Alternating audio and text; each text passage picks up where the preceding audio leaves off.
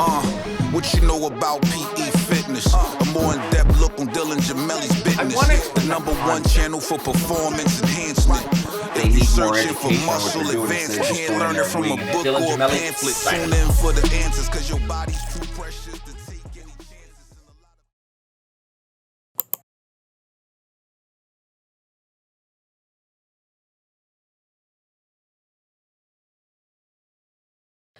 All right, everybody. Welcome back to the Dylan Gemelli Podcast. And I have an extremely special guest for you today.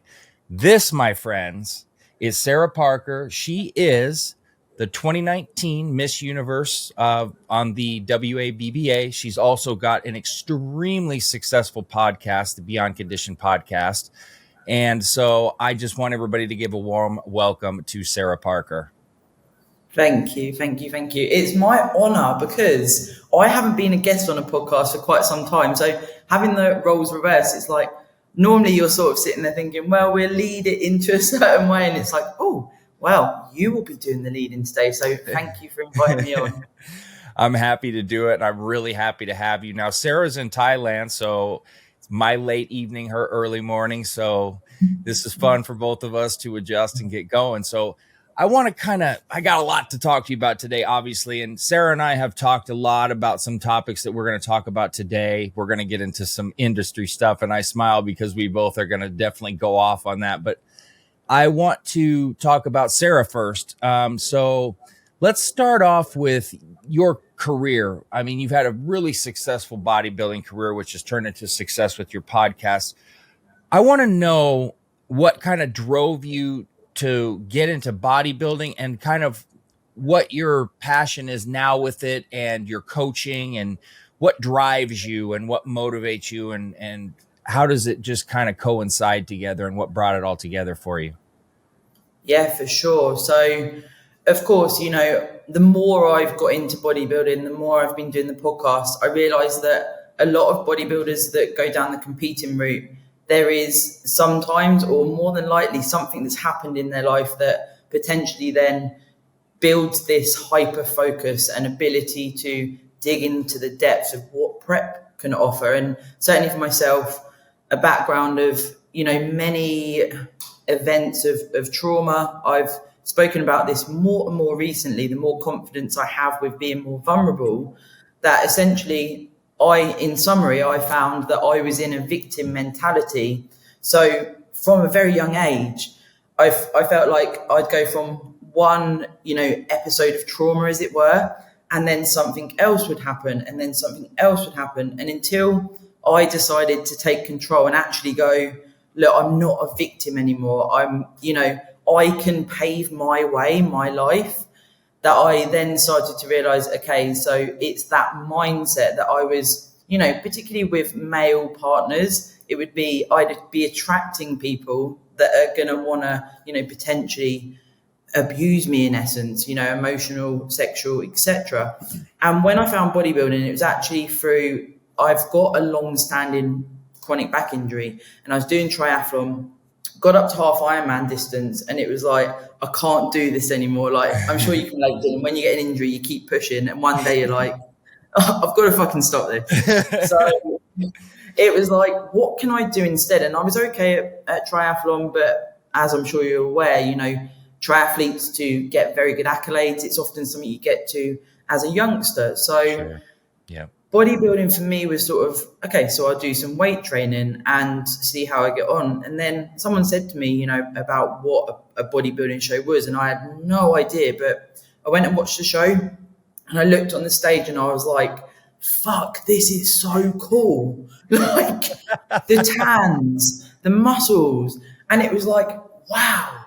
And from then it was like the next day I was training and I was like, I'm going to do it. Now I had no idea what prep would offer. And this is something I personally talk about a lot nowadays. And again, like you say, we're going to talk about social media, etc. Mm-hmm. You see it on Instagram and it's like, oh, I'm going to challenge myself and do a prep. Now for me, are you doing a prep to step on stage or are you doing a prep to compete? There's a very big difference. And then, of course, this is where, you know, PED use, et cetera, comes in.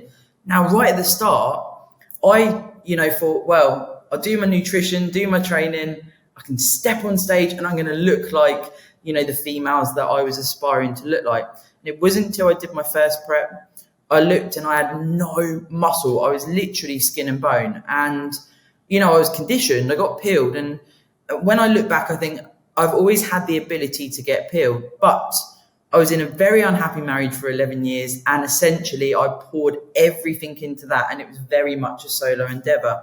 Sure. And that then led me to competing back to back every season for 10 years. Like I fucked myself up quite a lot, to be fair. So this is my longest off season yet. And the focus has been to restore health, focus on my podcast. And it's quite surreal, really, even being on your podcast and having my own still. When I have some of the guests on, I think, I can't believe these people are speaking to me, because I'm still almost in that person that was like, I just want to be a bodybuilder. And, I think that for a lot of people in the sport, sometimes we need to just bring it back down a little bit and think about being maybe, a bit more humble, being a good sportsman. Yes, we want to win. Like nothing compares to lifting, that winning trophy. However, what can we get from the journey? And this is what I talk about a lot on my podcast, and helping our community, talking about things that people won't because they're not in a position to, or they don't want to. And I'm sure you can imagine how many people I have reach out that have been given, do I say bad advice or, misconceived ideas. And, I have guests on that talk openly about steroid use, about how coaching ideally would look, things like this. And people are like, okay, that's happening to me. I didn't realize I could masculinize through using these PEDs, etc. So yeah, I guess in summary, that's, where I've come from and where I'm at now. And all I want to do is help people, right? It's just giving people a voice that feel maybe quite alone or they don't know what to do. Right. That's amazing. And I love that. One of the things that you brought up there that I think people don't realize, and this has a multifaceted factor in how well that you're going to do and be successful, and not just in bodybuilding, but in life, is the mental aspect of it. And what I don't think people tend to grasp or understand, this has a couple levels to it. So the PED use alone can have a direct effect on the mind. And a lot of people don't realize that. But the stress and the strain, and I've always said this, when I've looked my best, I have felt my worst. Every time I can go back and show you pictures, I've got 8 packs, you can see roadmap veins, and I can think back and go, damn, if I didn't feel the worst of the worst, I was the biggest asshole. I was terrible to be around, starving, just the shortest temper, and I'm already impatient as it is. So you can imagine. So what you were talking about there, when people look at you and they go, oh, damn, look how good they look. Like, I don't think they have any concept of what the entirety is, because if you just the mental side of things, and I'm not talking about the stress and strain of the training and the diet, the strain alone on your head can cause you so many problems. It can mess up relationships. It can mess up your work. It can mess up every aspect of your life. So I think what you're doing is important. And that what you talk about it is the off season and the just recalibration of your mentals as well as your physicals. Yeah, for sure. Because this is why I feel like I'm in such a good position, because I can reflect and I can go, okay, like you just described there, some of the things that I also had, in the early days, I got this sense of hierarchy to think that, I actually did a reel about this yesterday, that I was better than people off the back of thinking, why doesn't everyone do this? This seems like, an opportunity to excel yourself as a human being. And I often think of it almost like, you are your own advertisement. So why wouldn't you want to work on your physique? But then I realized not everyone wants to do it, and it is fucking hard. But when I look back, because of never having control in my life, I found bodybuilding. It was like, I directly control this. So I eat this for this. I train to do this. And I found it unearthed a neuroticism, and I would have been hard to live with. Now, it got me accolades, and, I've done well in bodybuilding, like you say, which is still a bit weird to say out loud. I'm sure you can understand where I'm coming from there. But Sure. it's like now I'm having to unpick, or I have had to unpick, my relationship with food, my relationship with my body, my relationship with people outside of bodybuilding, and reestablish who I am as a person. Because for sure it would be, this is Sarah, she's Miss Universe, or this is Sarah, she's a bodybuilder. And it was like, who am I beyond a physique? And that has been gnarly, Dylan. You know, the food relationship in particular. It's some of the things I would do in the past. You know, every waking thought was, how can I be better as a bodybuilder? And it was for me. It wasn't for anyone else. I couldn't give a fuck about, you know, social media and whatever. It's so hit and miss. You cannot rely on that to get you through something like a prep. No. However, I just realized I'm trying to prove myself to myself, and I'm unsure why, and then digging into the trauma, etc. I get it. So this is where, you know, I hope to help people understand that prep is not just a challenge. You know, go and do something else. It's not as simple as, unless maybe you want to step on stage and it's just like, you know, I want to have a nice time. But it's savage being judged. Do you know what I mean? Oh, I unfortunately, I do know what you mean. And I hate the fact that I do. And you were talking about the relationship with food, and that alone, I don't think people understand that either. You see these bodybuilders, they look huge, or people that are like, you know, when you're so cut and so ripped, and it's like, oh my gosh, I wish I could do that. But I don't know that you actually do, because I don't know that you know, if you're an outsider looking in, like the consequence of what goes on. I've had a struggle with food since I was 11 years old, and I'm 41. So that's 30 years. That's 3/4 of my life that has been this constant struggle and battle, and this, I have to eat perfect and I have to do this. And now it's not for anybody else. Now it's just because of me, you know? So that's like what you were saying. It's not about the social media or who's looking at you, or who's saying what. Now it's like, if I can tell when I gain a fraction of a pound, you know, and it's insane. And I know it. And I'm finally getting to the point now where I'm kind of getting over it. Not yet, but you know, it's like, it's a never ending battle. And that's just part of it. I mean, then there's the, oh my gosh, I missed a day, or I'm injured, or I'm sick and I've got to train. And you're only just setting yourself back, you know, throughout it all. Sure. And so I don't think people realize, like some people like you and I, the mentalities that the actual mental battles just with ourselves is very, very excruciating, and it's tedious, and it can take control of your life if you let it. Yeah, for sure. Like, you know, things like if I was going out for a meal in off season, you know, I'd go in a toilet or go down the alley and phone the restaurant to make sure they've got plain chicken breasts in, and that they've got the things in that I could have.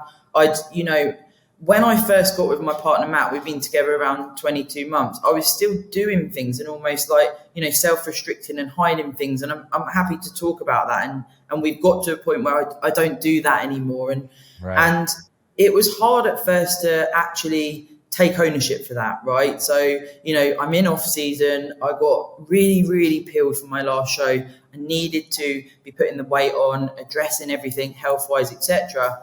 And I'd still try and find little loopholes, because you become very clever. Now, I don't think that I've ever had a food disorder per se, but it was very much disordered eating and behavior.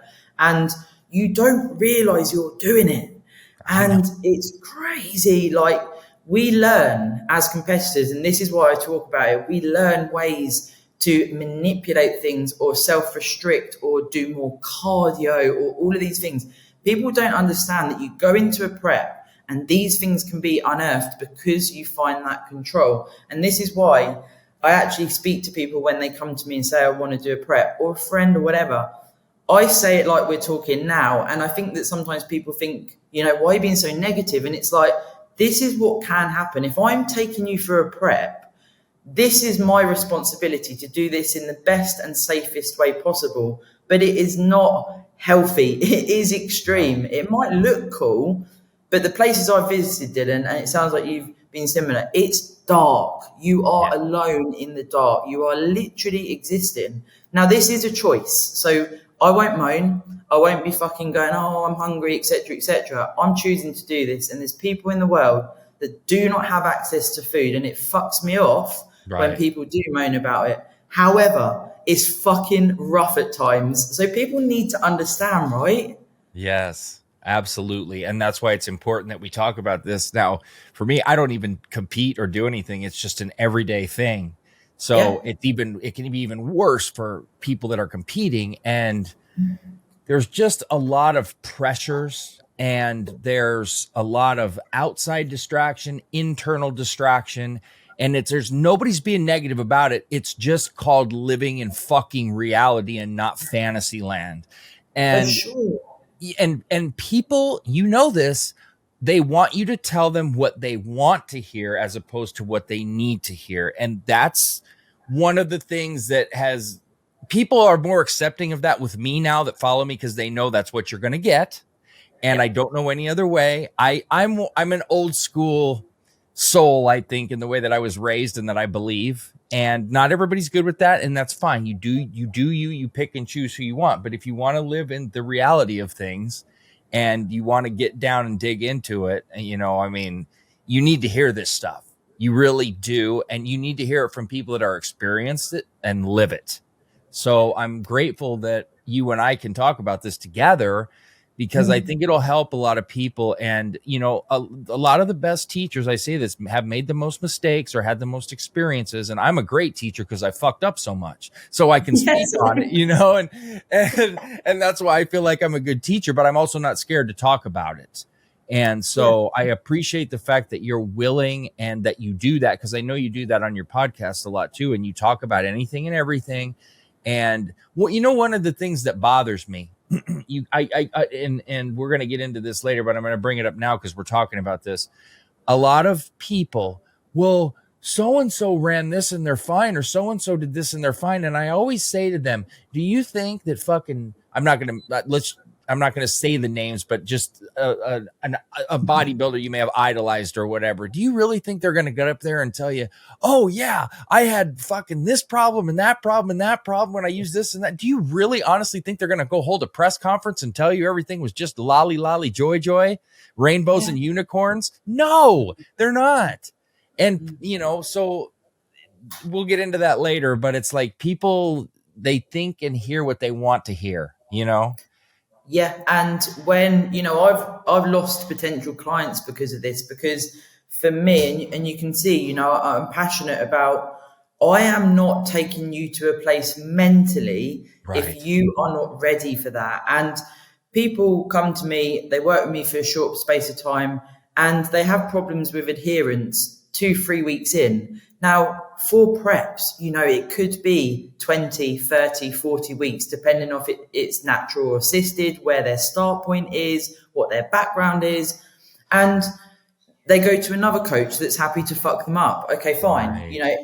I cannot operate like that. I cannot allow someone to go for a prep that's come to me with a food disorder or whatever that may be. And the reality is that, like you say, people do not want to hear it, and they push back because they're either in a bad spot themselves, they're either very egotistical, or they think they know better.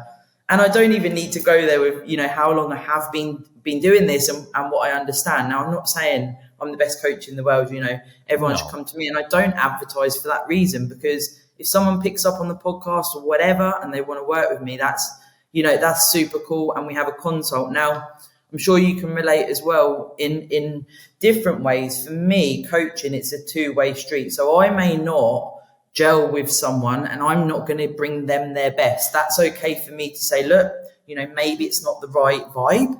Right. Or they might not catch the vibe with me. Now, I've had to get to a point where I'm okay with that. It doesn't have to be that everyone hates me and I've done anything wrong. It's just I'm not prepared to skirt around and feel like I can't say to people, normal questions, how is your digestion, all of these things, without getting people pushed back, because you cannot operate like that, because you're on eggshells and it will upset me in the long run doing the job that I love, Yes, 100%. And the people that I have the most respect for are people like yourself.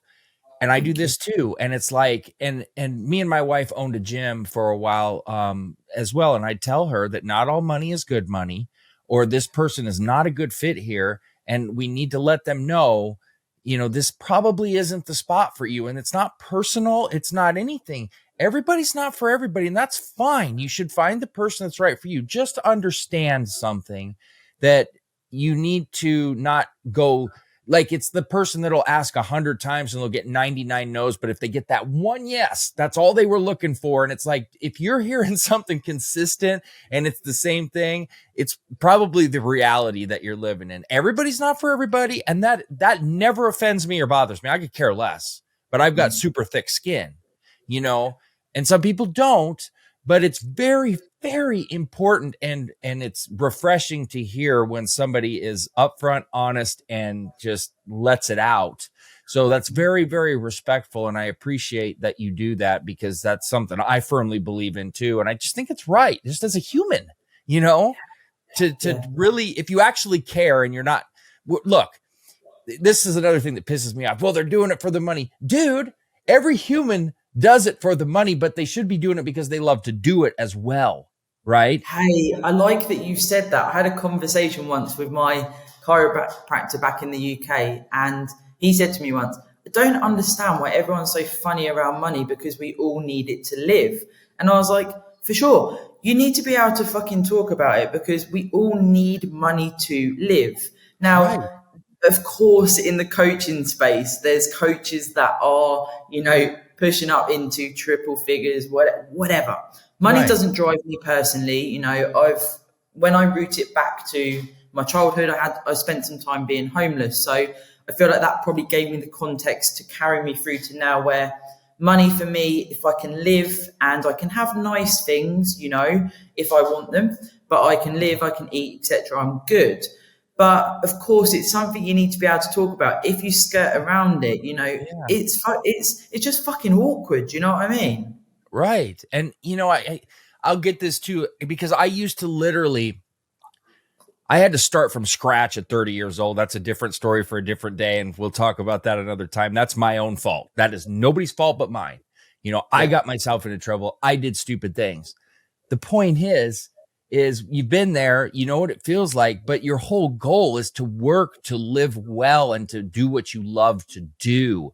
And I used to work for free, essentially, to build myself online. I was working as just an affiliate for supplements and doing videos for free and building myself. But then it got to the point where it's like you got hundreds of thousands of followers and people are peeling you questions. And then I'd be like, I can only work with my paying clients. I'll give you a quick answer if I can. And people get all mad at you. And I'm like, dude, your attorneys don't work for free. Your doctors don't work for free. People don't work for free. You can go on any bodybuilding forum or any message board and ask questions and get quack answers. And maybe there'll be some people there that are smart, because there are. I've got people I respect on forums that are good friends of mine that I converse with. But, if you want to go to a professional that does this and then you get pissed off if they can't read a synopsis that you sent them and give you a fucking breakdown of it, it's like, hey, no business, corporation, or anybody can do that. It's not humanly possible. And if I say, I'm sorry, and I'm super polite, it's like, I'm sorry, I can't do that. I work for a living, and it's like people, fuck you. And it's like, dude. Well, it's like, my podcast, I've had lots of people say, guests that have come on, and before we go live, they're like, do you make money from this? Maybe they're expressing interest to start their own podcast, etc. Right. And I'm like, I've paid for this podcast. I've never made anything directly. Now, I have picked up a few clients from it, and of course, I'm extremely grateful for that. But it's, I'm on year 3, and I've spent more on it to do it, and a lot of time, as I'm sure you can appreciate. But for me, like, I often try and unpick this in my mind, what helps me pursue this part of my life, because essentially it is almost like a job of passion and love for the community. And I think for me, my thoughts on influencers on social media, and you share many of those. There is so much shit being put out there that I realized when I started bodybuilding, I would watch these people and I would consume things that are telling you not to do this. If you do this, you're bad. All of these things. So consequently, the self-restriction, things like this, didn't come from nowhere. Essentially there was the trauma there and whatever, but it wasn't helped by social media people, influencers on there putting shit out and then getting inside my head. You know, the classic ones are when it's like, don't eat, say, pizza or a donut or whatever. So what happens if you're sitting there and you've eaten that? What do you then do? There's no fucking education. It's just like, don't do this. You're bad if you don't. And, you know, when I see a reel of education, I'm like, thank the fucking Lord, because people are out there in, you know, they've got loads of followers and they put stuff out there and they do not care about the end user. They care about the fat loss plans they are selling by saying that these foods are bad. And I mean, we can go on several tangents with this, as we know, but I feel like that's where a lot of it comes from, because I had no idea. It's like, how many other people are out there that having this shit come up on their phones and it's causing them detriment to their mental health? Oh, and here's the thing.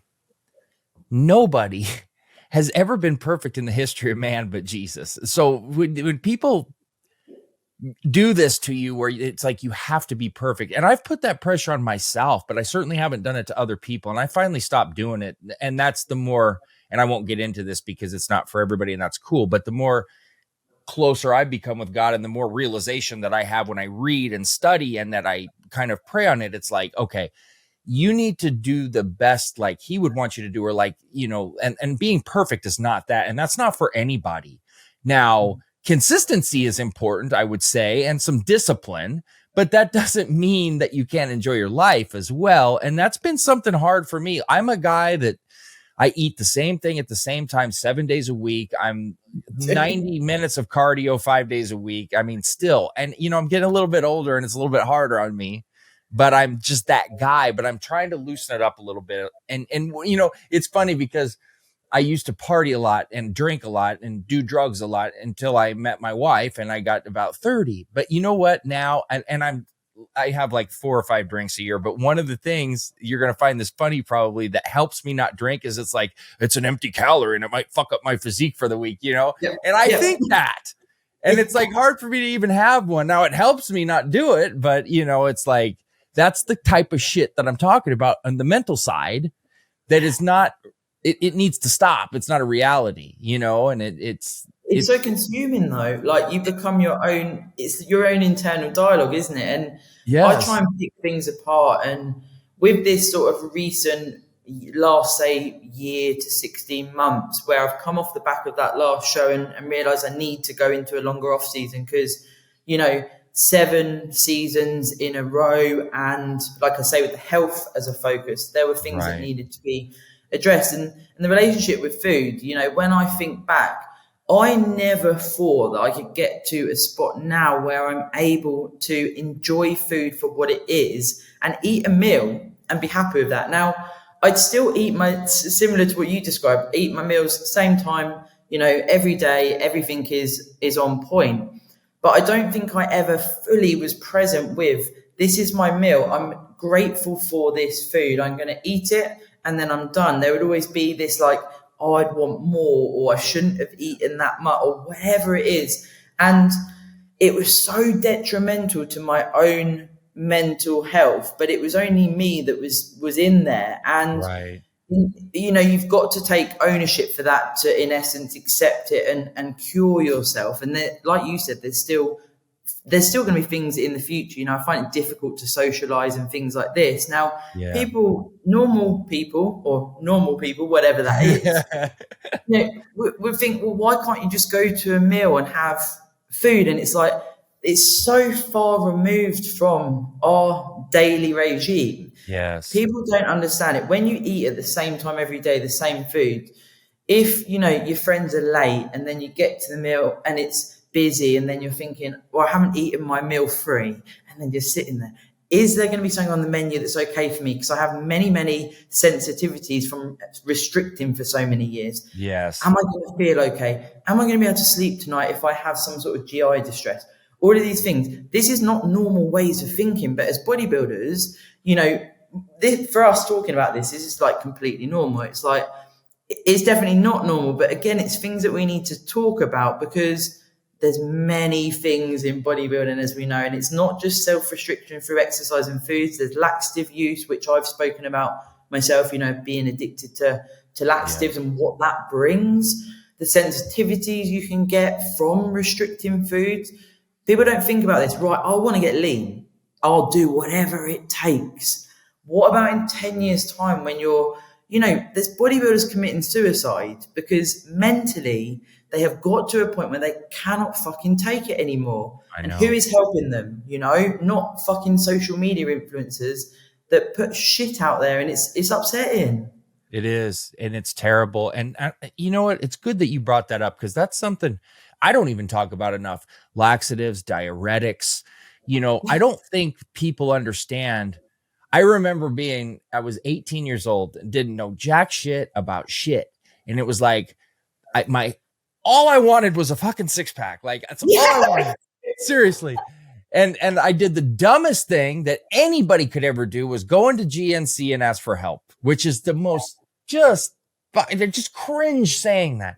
So I get this water pill and I get Xenadrin. And I don't know if you know what Xenadrin is or not, but that was when it was legal to have ephedrine. And these are not FDA regulated pills. So you could be getting a fuckload in one pill and like nothing in another pill. And I remember my mom told me I was losing color in my eyes because the water was just draining. And then the Xenadrin, this is when I started to have the anxiety attacks, okay, that I've still dealt with to this day. And this is when it started. And the fucking Xenadrin, because my heart was pounding. You talk about taking a lot of ephedrine, 18 years old, already taking a diuretic, drinking a lot, partying, shit like that. Oh my gosh, this was a fuck all. And I remember smoking some weed and I'd taken that and I had a meltdown, and I was grabbing my dad, and my dad's he was affectionate but just kind of rough, at the same time, and he's just not really understanding. And my mom, my heart, it's skipping beats and shit, and it just scared the ever loving shit out of me. But the point where I'm going with this is the diuretics. Now, a natural diuretic like a dandelion root or tea or something, completely fine, because that's just going to excrete a little bit of bullshit water, or whatever. But hardcores and the laxatives you're talking about, people get addicted. Those can fuck you up.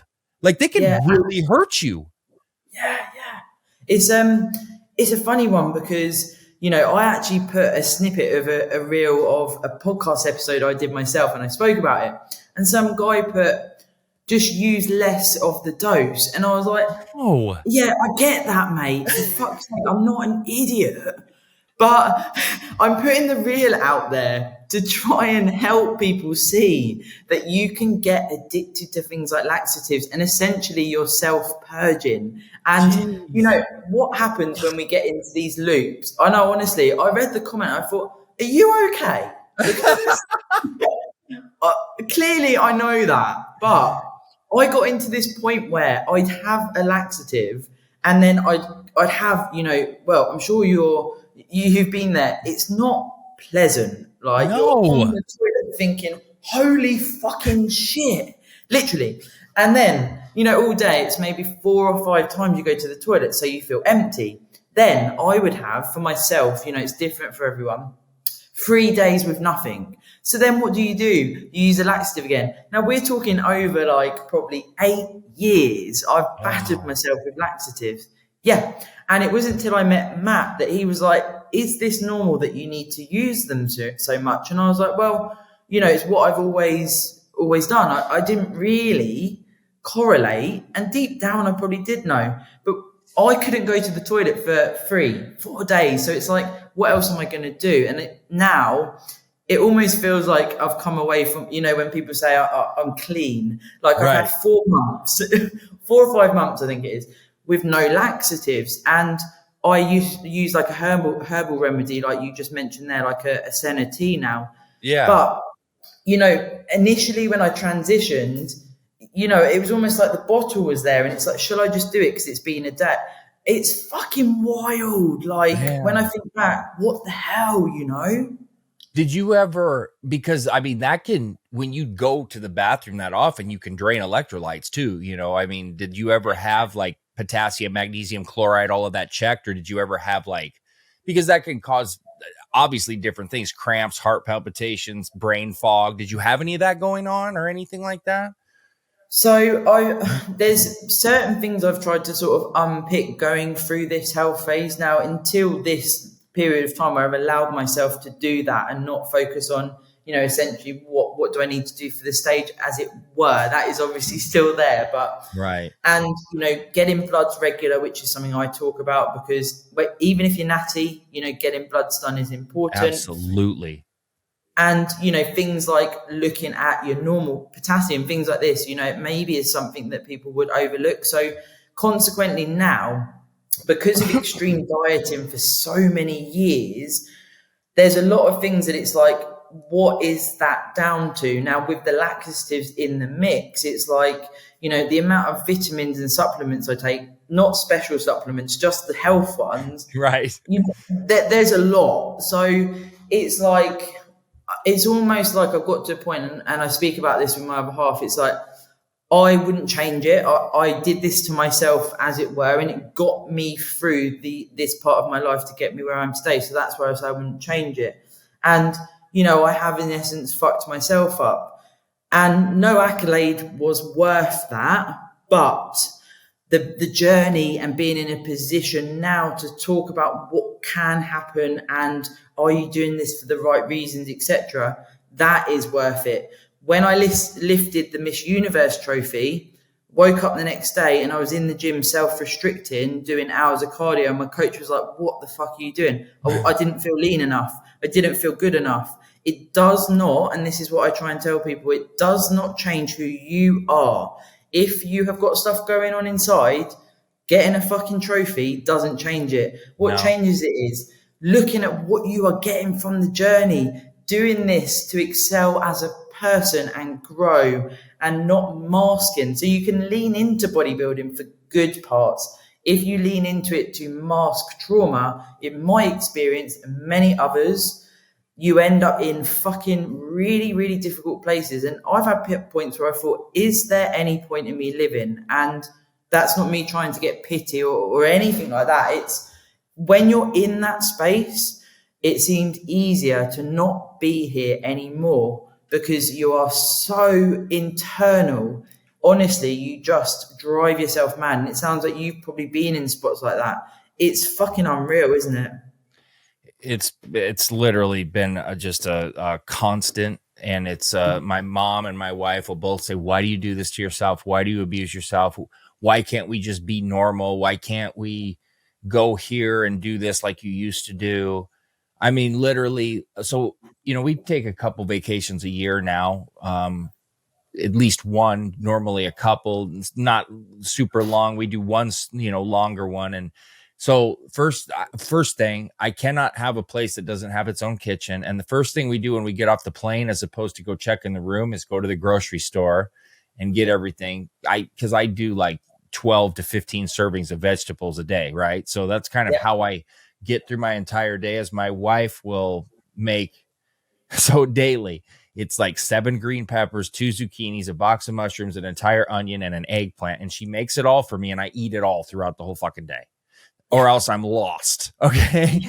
But that's the type of shit like that I still do. Now I've gotten to the point now where it's like, we'll go have a drink here when we go out of town, because she doesn't drink, and so we'll do it. And then it's like our day's over because she can't handle it, so, but it's still fun. Or we'll go sit and I'll sit and eat something or whatever once in a while. And I'm trying to get to the point where I could at least go out to eat maybe once a month or two or something and just enjoy it. And now it's because I would be like, I was like a pound or two off, and I'd go up to her and be like, do I look different to you today? And of course she's not going to tell me. She's like, what the fuck is wrong with you?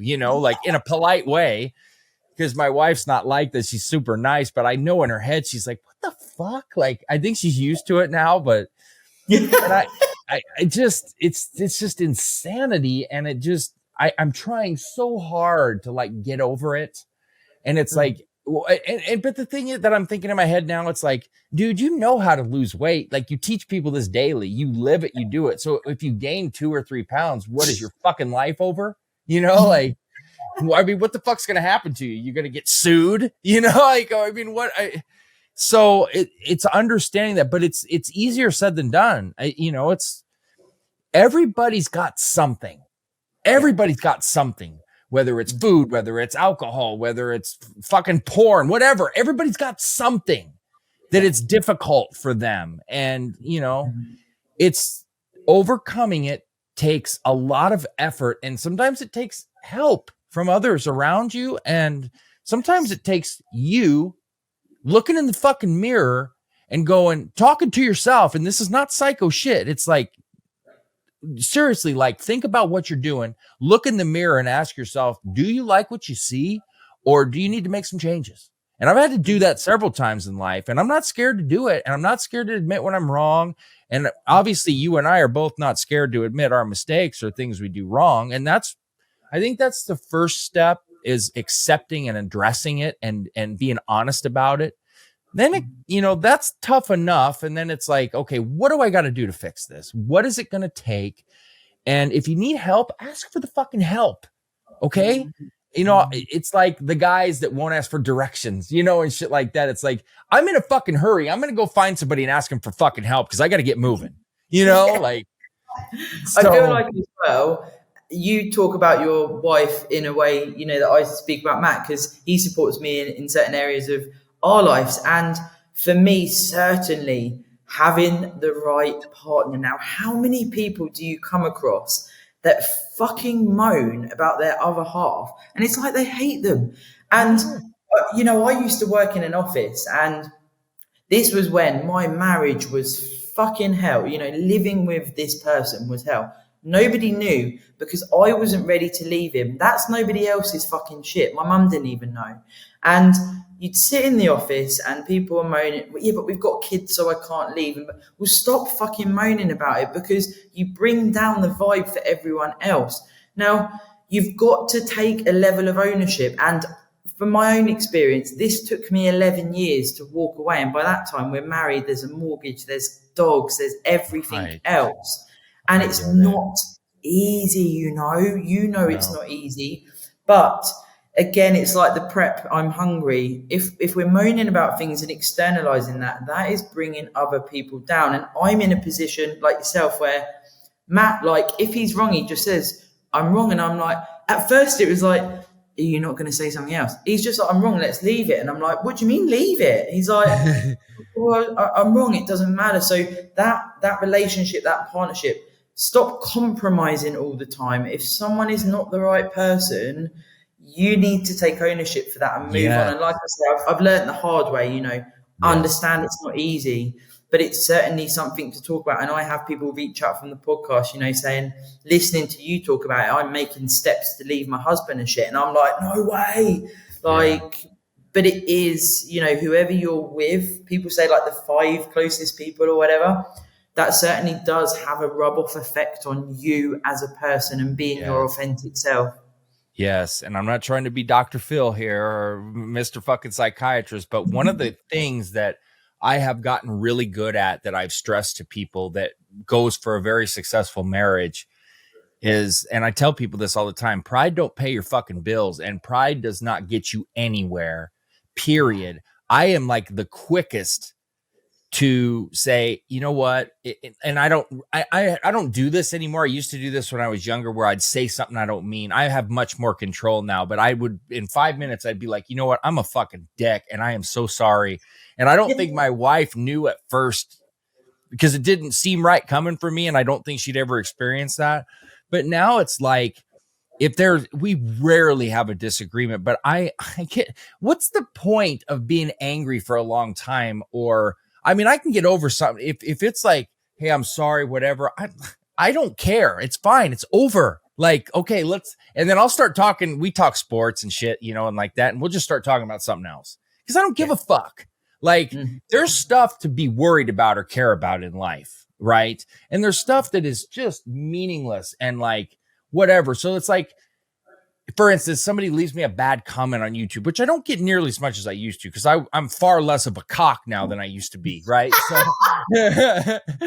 but it's like, I'll kill them with kindness. I'm like, hey, I appreciate you coming by, leaving a comment. It helps my channel. I'm sorry it wasn't for you, but I wish you nothing but the best. Now, whether I do or I don't, it doesn't really fucking matter, but I'm going to tell you that, and you're still helping me either way. You're not going to hurt my feelings. If I'm waking up in the morning thinking about you, I got my own fucking issues. You know what I mean? Like, so I think developing a thick skin, developing an attitude of less pride, more compromise, more acceptance, this goes in all facets of life, not just a relationship, right? So, and one thing people need to understand, you're never always going to be right, but the moment you realize that you can be wrong and know when you're wrong is the moment when you're going to be the most successful. Yeah. And being vulnerable as well, and this it's not even, like the basic communication, like you say, in all relationships, as it were, even being able to be vulnerable for me for an intimate part of a relationship was very, very difficult. Now, I truly believed before meeting Matt that it was just a transaction, women are just, and that's because of my, my past and whatever. And I didn't enjoy that. And even when you're vulnerable and you go, okay, this doesn't mean I'm, dismissive and I'm a lesser person. Right. I'm allowing my partner to bring something to the sexual side of our relationship. Like I always say it's free medicine. Now people don't talk about, oh God, I don't want to talk about sex and whatever. And I'm not saying we should be talking about it all the time, but when you're vulnerable in most areas of life, it can excel what you get from relationships, and also being able to find positions in a relationship. So there's equal things that you'll do together, and then there's things that maybe the man will do and then the woman will do, and then together you complement each other rather than, well, I'm better at that and I'm better. It's no, these are my strengths, these are my weaknesses. I like Matt being my protector. I don't need to be an independent woman anymore all the time. I don't need to go, I'm fucking hard.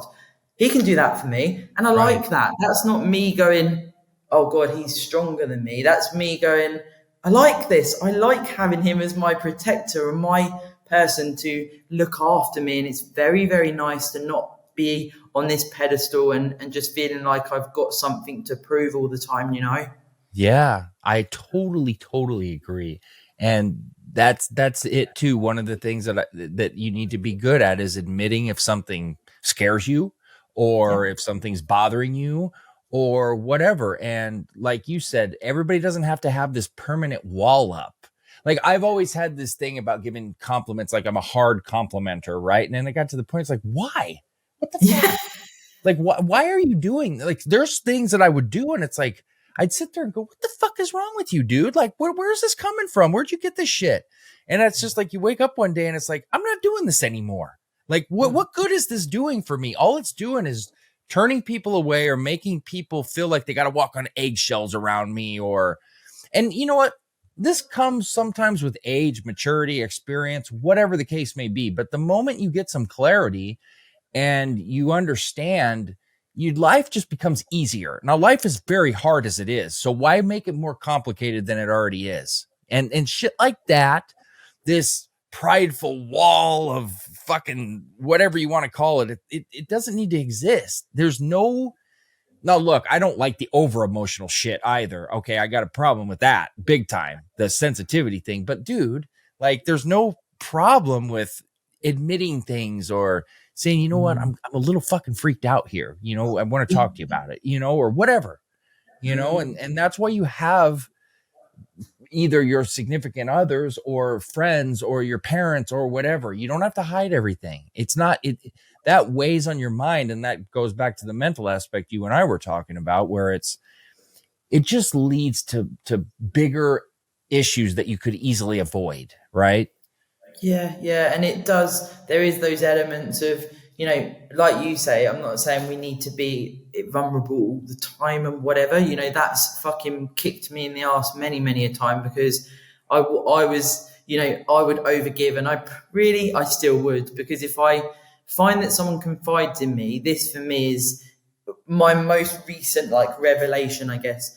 If someone confides something in me and they are struggling, and this could be something I know they haven't told anyone. This could be someone I meet on social media, right? So it's not like, someone in person or whatever. And especially for some reason, I have this sort of, if it's a male and they've spoken to me and confided in me in something that they found difficult, I know generally how hard that's going to be to confide if this is of a mental nature.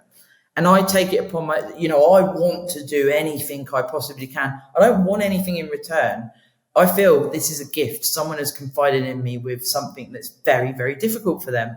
And I've realized recently, I then have to have that element of looking after myself, because I can give so much, and where I'm training and everything else as a bodybuilder, I get to that point where I'm like, what? Like, my brain is not working. So there's elements of, being vulnerable and helping others, but then knowing when you're maybe hitting that point where the cup is pretty empty, right? And you need to be careful. And this is where you said earlier, right? A really good point. We need to work to make money. That is what it is. And we can help people if we can. Absolutely. People have got to respect that we want to have our own life as well. And it's difficult for people like ourselves that are driven to be successful and passionate. But sometimes you're going to, do I want to lose Matt because I'm answering messages on Instagram all day? No, I do not. But that's hard when you're someone like ourselves.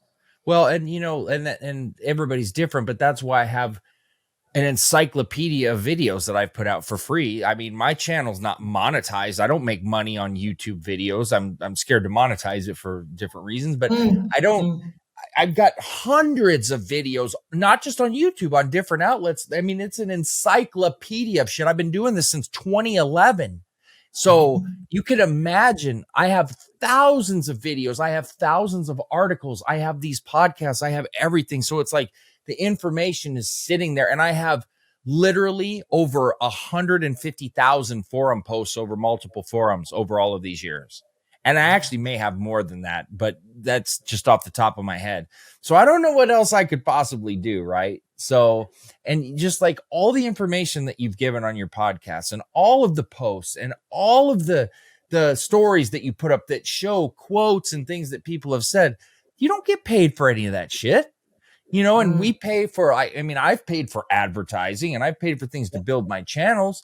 And that's for multiple reasons. I mean, because it opens up avenues for me. Like, I'm going to be speaking at Mr. Olympia this year and things like that. But it's taken me fucking over a decade to get this kind of thing where I finally have some kind of, mission or goal that I can actually go towards now. Some of this is aimless shit. You know what I mean? And it takes everything in life, because I always tell people when you because I teach people a lot of steroid, cycles and use and things. And I always tell people it's trial and error, but then I come back to that and I go, you know what? Fucking life is trial and error. Everybody's different. Everybody's experience is different, and everything we want to do is different. And you may want to do something that I want to do, but our experience could be completely different. And the mission may be the same, but the journeys could be completely opposite. And so people need to understand that you can give people examples, you can give people ideas, but it doesn't mean it's the only way or the right way. It's just what works for you. Yeah, I say my education is life. Now, of course, I've got education to back up being a coach, etc. But sure, I feel like, and I've done mentorships and things that you then extend into areas like more complicated health conditions, steroid use, etc. And that's something you can pursue. And for sure, as coaches, we should be doing that. We should always be having some level of upskilling and being able to give back more to our clients or work with new people. But I say life is my education, because there's lots of things over my life where now as a coach, and I'm sure you're the same, I work with people that have stepped away from alcohol, that have stepped away from drugs. I have done the same. I've worked with people that have encountered sexual abuse. This has happened to me. So I've learned, of course, and I knew this from the start. You don't ever say, I know what you're going through, but personal anecdote is one of the best possible things to offer someone a voice and someone for them to confide in, because you can go, this is what happened to me and I'm not taking it away from you, but this is what I learned and this actually helped me get through whatever it is they're suffering with. And then you can both, you build that bond and that mutual respect. Now, I don't know how you feel. Something else that aggravates me on fucking social media and podcasts and whatever, when coaches say you should not be friends with your clients. Now, the amount I talk to my clients, if it's appropriate and there's mutual respect there and it does not blur the lines, if they're doing what I'm asking, I don't have a problem with them being my friends. If I lived in the UK, they can come train with me, whatever. What are your thoughts on that? Because it gets me going, because I think, you do build bonds with clients, again, if it's appropriate. So everything and situation is different. So here's an example. Like when I owned the gym, for example, you have to be very careful with an employee befriending them, but an employee and a client is much different. So let's take it away from bodybuilding and let's take it as a realtor. If you're selling a house, you're telling me that you have to just keep it to where it's like you treat an employee to a person trying to buy a home, or if you're a lender or a car salesman? Fuck no. I'm friends with all of those people. So I don't have any issue with that, as long, and it's just like anything else. Like I'm buying a car, it's like, dude needs my fucking ID or my paperwork or whatever, and he says I need it right now. I'm fucking doing it right now, and I get it. That you don't blur the lines on. If you're a client, it's like, hey, I'm paying you to do this. Just understand, if you're not getting results because you think it's all fun and games, that's your fault. It's not mine. But I mean, there's no problem with being a friend with a client. A client is not an employee. That's two totally different things. You got to be careful with an employee. But as long as there's an understanding of what needs to be done, it's like, okay, when it's work time, we fucking go hard. You follow what I say, you're going to get the results. But hell yeah, fuck, I've had, how many clients I've had that are like my boys, or like, whatever. My coaches have always been like, my first coach, not so much. He was, he was a very good friend, I would class him as. But my coach now, we say love you at the end of our check-in calls. We say we're best friends. That for me personally, as a competitor, is I'm doing him fucking proud. It's not just me standing on stage. Although this is internal, right? Like this is, I need to do what is that. There's no way I'm ever questioning what he tells me to do. However, if I'm going through the fucking shit, or if I need to speak to him, I've spoken to him about male advice, as in not newsletter mail. When I was dating, like coming away from the marriage, it was like, I have got no fucking idea what is going on here. Like, what the hell is this? So he would talk to me about that and mindset and things like this. And that's why it upsets me, because also you do have coaches that have their favorite, 5 clients that have won a sword or whatever. Sure. But, yes, there's going to be clients that they may not be coached by me, because I haven't got 100 people that have lifted a sword. But what I have got is a pool of clients that are extremely loyal, and mentally they are growing every fucking day. For me, that's more important. I don't want to, do all the stuff on social media saying I've got 5 spaces left when I've actually got however many. It's not my bag.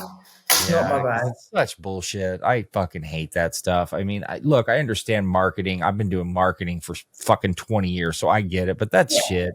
It's like, dude, that is just absurd, and nobody believes that shit. So just stop it with I've got 3 spots left. No, you don't, dude. You could take 100 people right now, because when you're saying that, it's almost like a desperate thing. Okay, so just not fooling anybody with that. Sorry, my cat finds it necessary to always interrupt, no matter what. It's my baby, so she always. I told her when my computer wasn't working earlier, I went out there while it was restarting, and I said, "You're about to come and interrupt me, aren't you?" And she just sits there and stares. She can't take it. Normally, she'll come in and let out a big yell for my attention in the middle. So God bless her, she didn't do that to us now. The universe is delivered for us. That's right.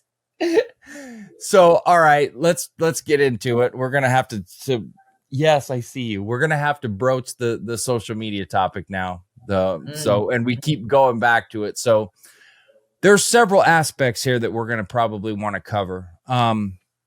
What I want to talk about first, because you and I both use social media. Social media is important to convey messages, to advertise our podcast, to advertise our coaching. Yeah. But there's total blatant misuse. Now, I want to touch on this one first, because this one, well, I say this one pisses me off the worst. There's several that piss me off, but this fucks me off to no end. And it's these kids that are in their early 20s that don't know shit about shit. And they're on here acting like they'll take shots at people like me or, older guys, Tony, people like that, people that are fucking smart, that know what they're doing, that have done all of this. And they'll take shots at us that we don't know what we're talking about, where they don't know their ass from the hole in the ground, telling people to run trend on a first cycle, selling steroids on TikTok and Instagram, and then wondering why they're getting popped, shit like that. This is, and the reason I want to talk to you about this is because I even made a video about this, about listening to social media experts or whatever, because I want to be careful, because we're on social media, but it's like, okay, when you're looking at a 20-year-old or in their early 20s, anybody, I don't give a fuck who it is, anybody with good genetics that has some work ethic can go take a bunch of shit and get big or look good. Anybody. Okay. If they put the work in and the time, especially guys when they're younger, they can get massive. That doesn't mean that they're fucking healthy or they know what they're doing. And that's why they're dropping dead like flies. You'll find this social media person, influencer, died. This one did. And it's like, how many times this has to happen for you to wake up and understand that these fuckers are reckless, they're dangerous, and they're careless? So what do you think about that? Because it's getting more and more prevalent. It's getting worse. Now they're targeting them, like DEA, and they're targeting because they know they're selling steroids in the open. And that just shows you how fucking stupid they are. But what do you think about it, and how bad do you think it's gotten? And TikTok especially has gotten brutal with it.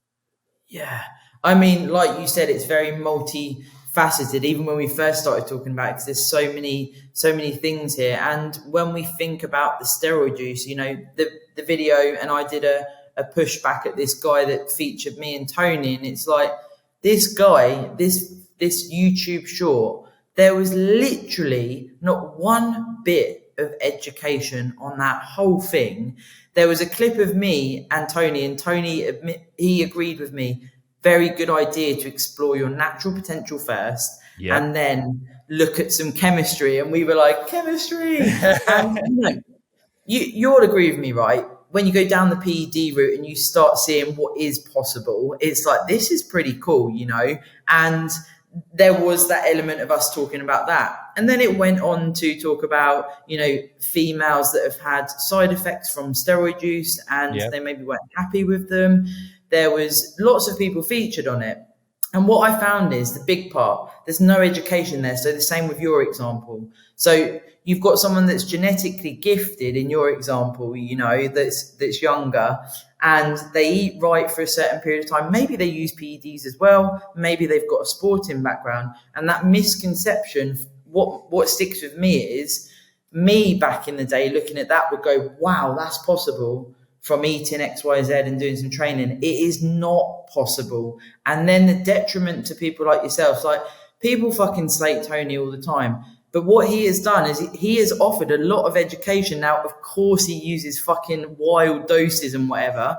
But even if indirectly someone might watch some of his content and go, I'm not going to do that because this might happen, or I'll use less, or I'll learn how to pin by watching one of Tony's videos, things like this. So he's not, it's not all this fucking, oh my God, Tony's this, Tony's that.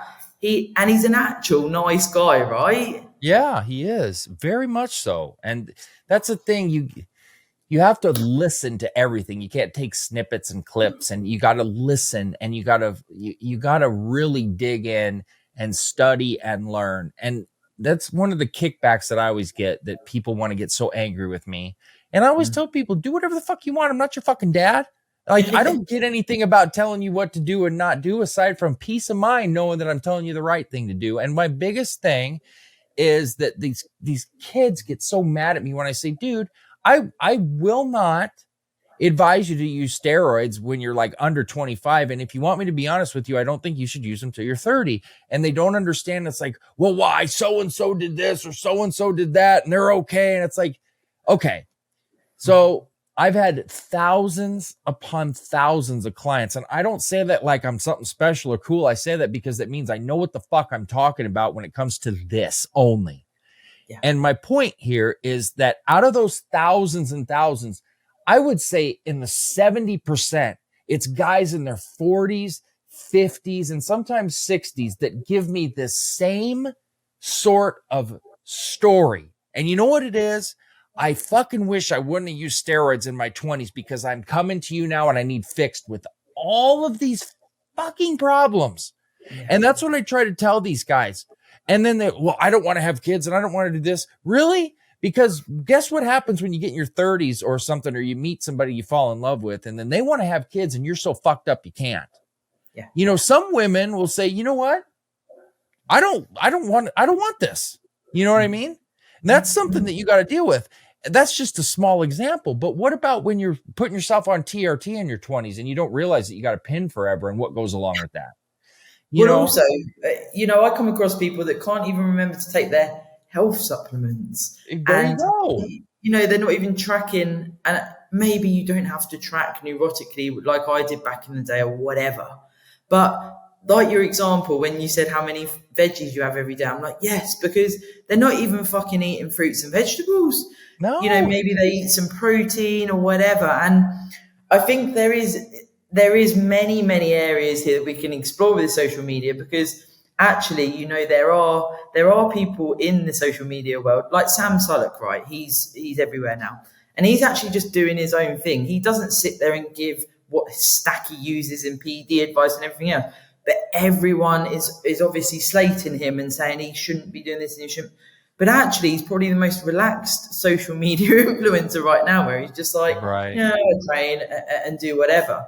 But people are maybe, again, like you say, you've actually got to look, listen, and take it for what it is, and maybe not make assumptions. This is sometimes where we can easily get caught up with assuming someone is a bad message, like Tony as an example. But actually, if you listen properly and hear what he has to say, I've had him on my podcast.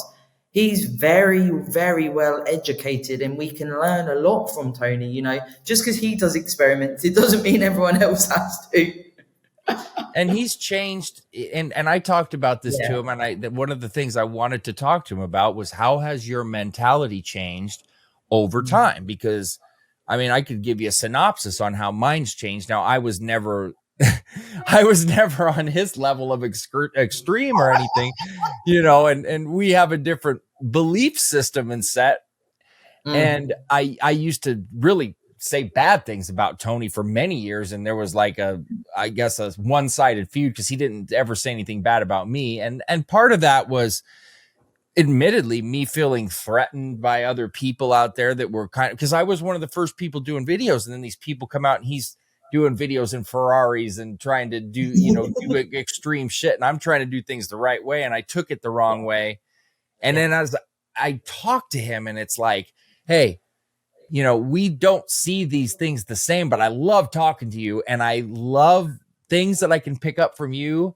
And then when he told me that when he started, he learned about SARMs and stuff from me, I was flattered, and I was and I told him at the end of our video how sorry I was for just being such a prick, all of these years. And it was fucking cool. And that's the thing, is we can all learn things from each other. Sometimes it's just allowing somebody to give you their insight. And sometimes it's, I learned what I shouldn't do. I bet there's stuff that you can learn from people and their experience. But with these little fuckers, it's like learning to stay away from this, garbage. And here's one of the problems, and I'm sure you'll agree with this, is there's so many people that want to talk about this shit. And there's an overabundance of I don't want to use that word, of bad info.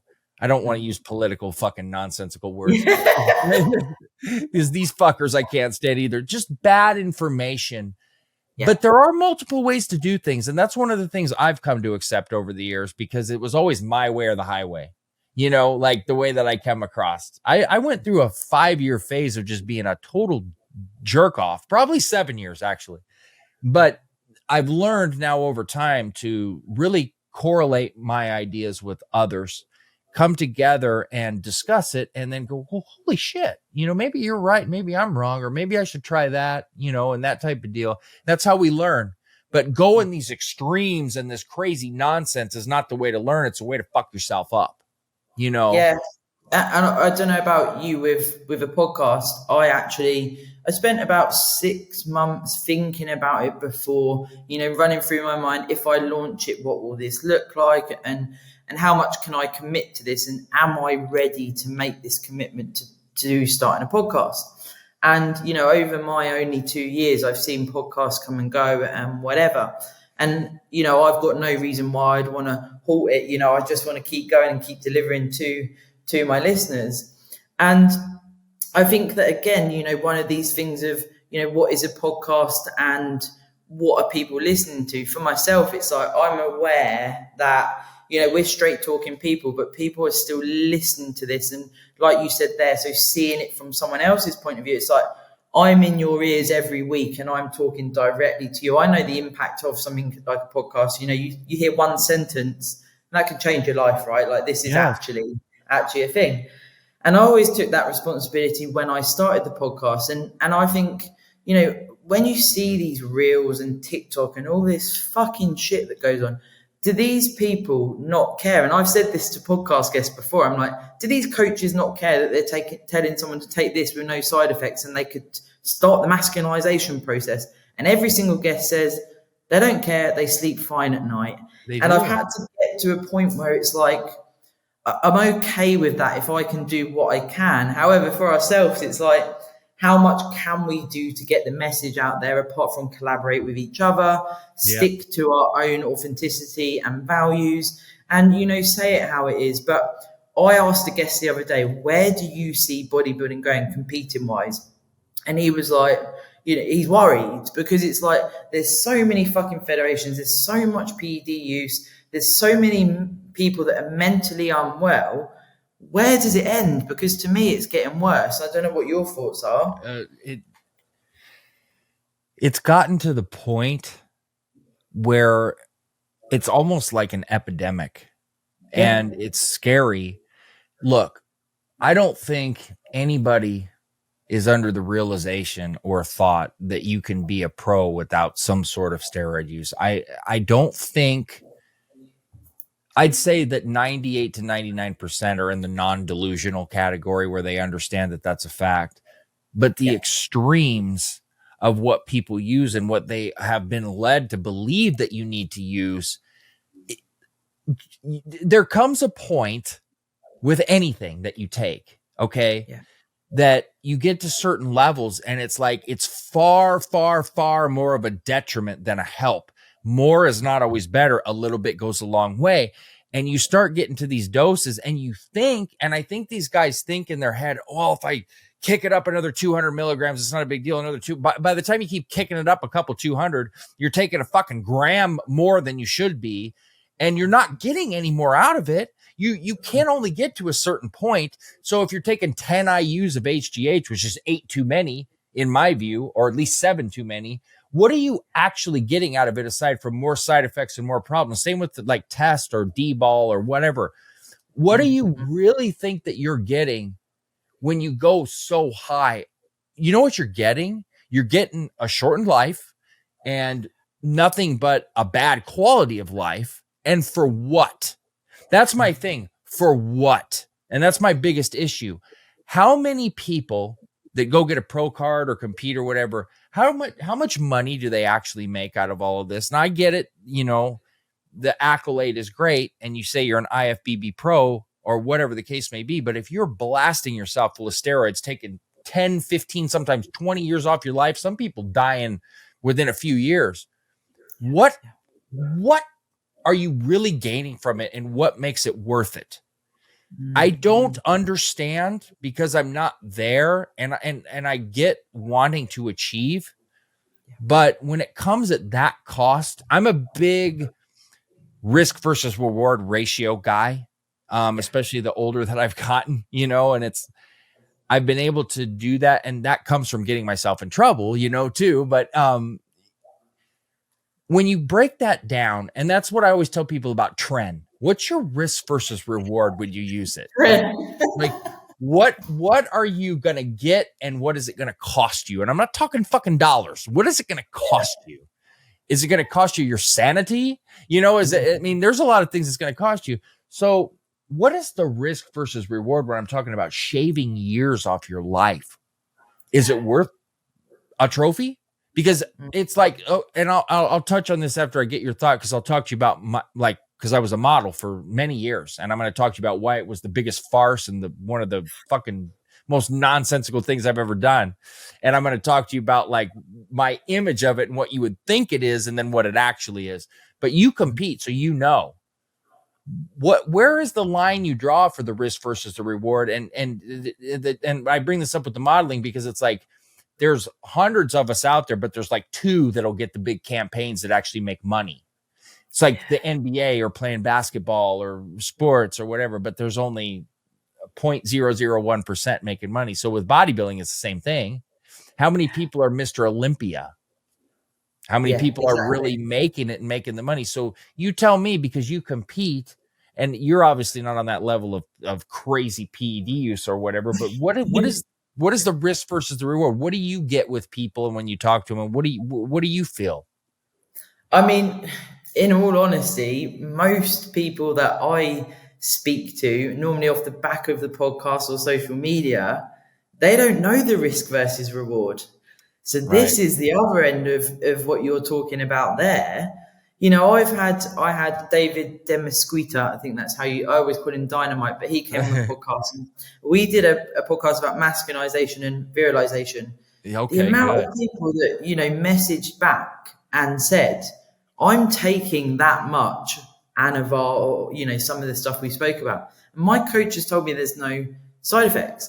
Now, this is where, you know, this is where it's difficult, because you get that point where, I don't know if you get it, if someone talks to you and they've got a coach, it's not for me to necessarily start giving pointers, as it were, and start saying your coach is bad or whatever else. And I can guide them through the podcast by having a conversation with another professional that's able to give advice. But it's a tricky conversation, because when they don't know the risks, right, in their mind, the reward is, well, I'm going to get X, Y, and Z from using something like Anavar, and, you know, I'll stop using it after my competition or whatever they've been told by the coach. And they're not maybe realizing overexposures, this is when this can happen. So you might be cool for your first few exposures of it, but over time, overexposures, you start to potentially increase your risks of something like masculinization. So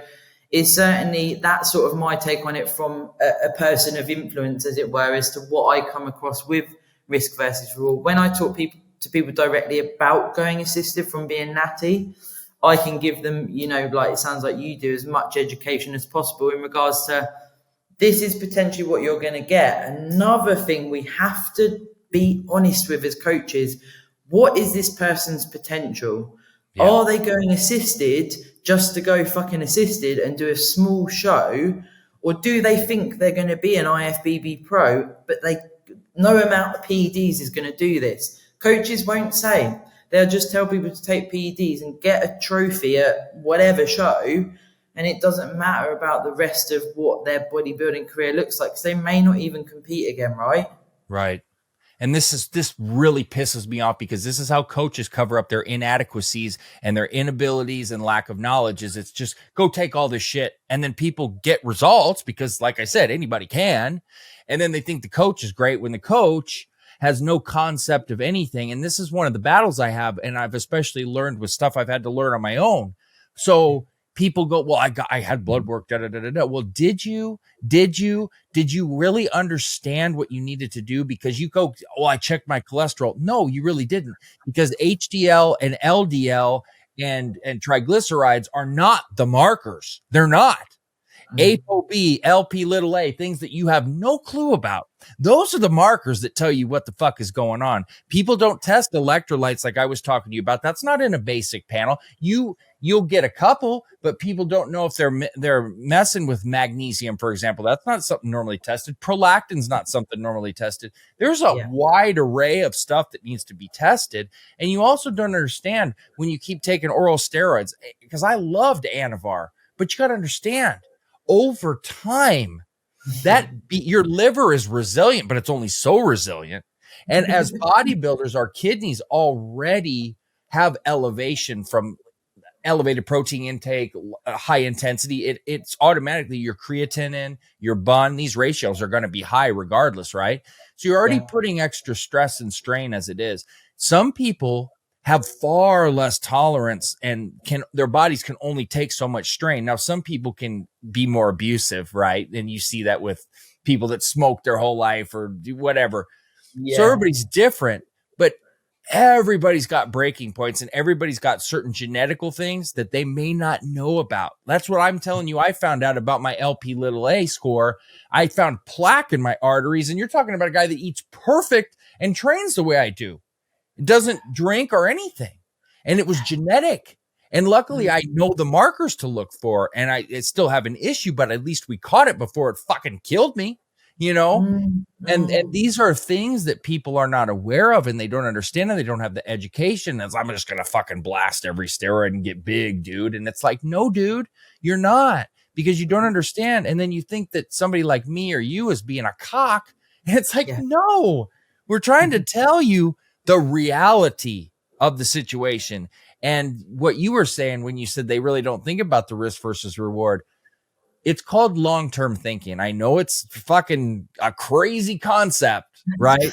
You know, I know it's just this wild thing, but I'm 41, right? So I'm looking at it like, I'll be blessed to live to I'm fucking like blessed if I'm halfway through here, if I've got that much time. It's like, you don't realize your mortality till the time goes fast. So I'd like to enjoy it. I don't want to spend, well, I looked good in my 20s and then fucked up the rest of my life. You know what I mean? It's like, yeah, exactly. And it's like, I don't know, man. You try to help people because I like to think I'm one of the coolest fucking 40-year-olds you're going to run into. You know what I mean? But I live in the real world and reality. And that's why I try to tell people, hey, man, like, you're going to fuck yourself up. And it's like, oh, fuck you, man. And, you know, it's like, okay, no, fuck you, you know?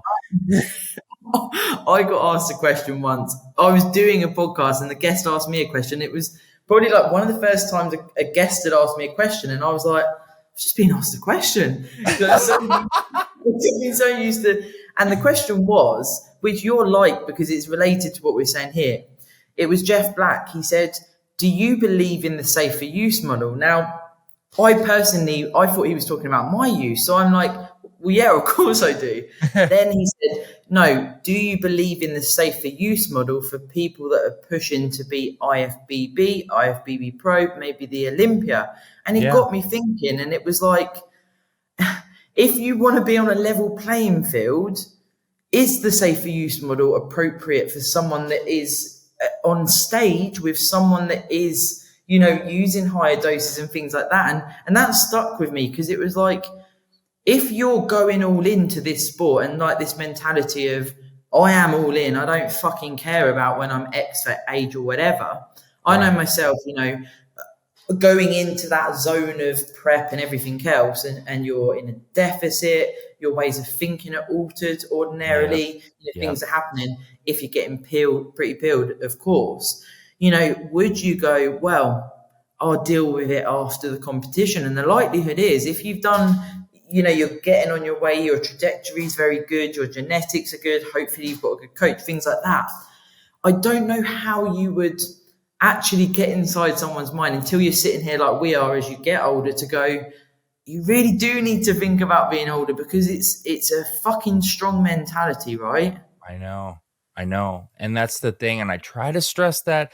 And it's hard when you're in your 20s and you know everything. And like I always say, I wish I was 20 again so I could know everything. And then you realize when you get older that you don't know shit about shit, you know? And it's like, it's hard. There are people that listen, and you have to be cool about how you convey it. Like I used to have this like dictatorial, like almost way of conveying a message where it's like you felt like you were getting a lecture. Now it's like, and I have that lackadaisical. It's like, dude, listen, this is what it is. You fucking do what you want to do. I'm not going to lose sleep over it, but I'm going to try to help you. And then it's up to you, you know, to either live in fantasy land or live in the real world, and you make your own decisions. And I'm known for saying I'm not your fucking dad. Like I'm known for saying it, you know?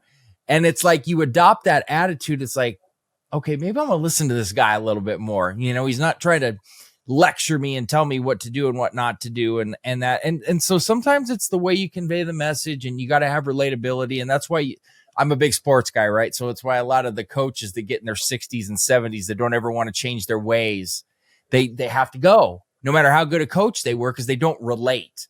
So like part of our responsibility too, if we want to do this, is to relate, with people and kind of speak their language. Now, there's different, it's okay. So it's like when you're watching a TV show and they break down the ratings, it's like 21 to 36-year-olds. And so there's different age groups that you have to reach. So you want to look at your analytics and your topic choices and, ways of that, but you have to relate. And so people that want to do this, that's why, for instance, you get the social media influencers we're talking about. The problem with them is that people in their 30s and 40s ain't going to listen to them, but they're hurting younger guys and they're encouraging them to do shit they shouldn't do. And that's where the preventative nature or skill set that we may have needs to kick in. And it's like, dude, I try to be careful not to call people out and use names. And it's like, hey, you're far better off listening to somebody with experience than not. So like, are you going to go to a doctor that just started being a doctor last week? Or are you going to go to a doctor that's been doing it 30 years? You know what I mean? You going to go to a mechanic to fix your brand new Mercedes that just started? Or are you going to take it to the Mercedes dealership? Yeah, I mean, as well, I know it is different in America, but when you buy gear, it's different in being in Thailand now, because it is generally pharmaceutical grade. But right. What you're buying in the UK, again, I've heard the horror stories of what can happen.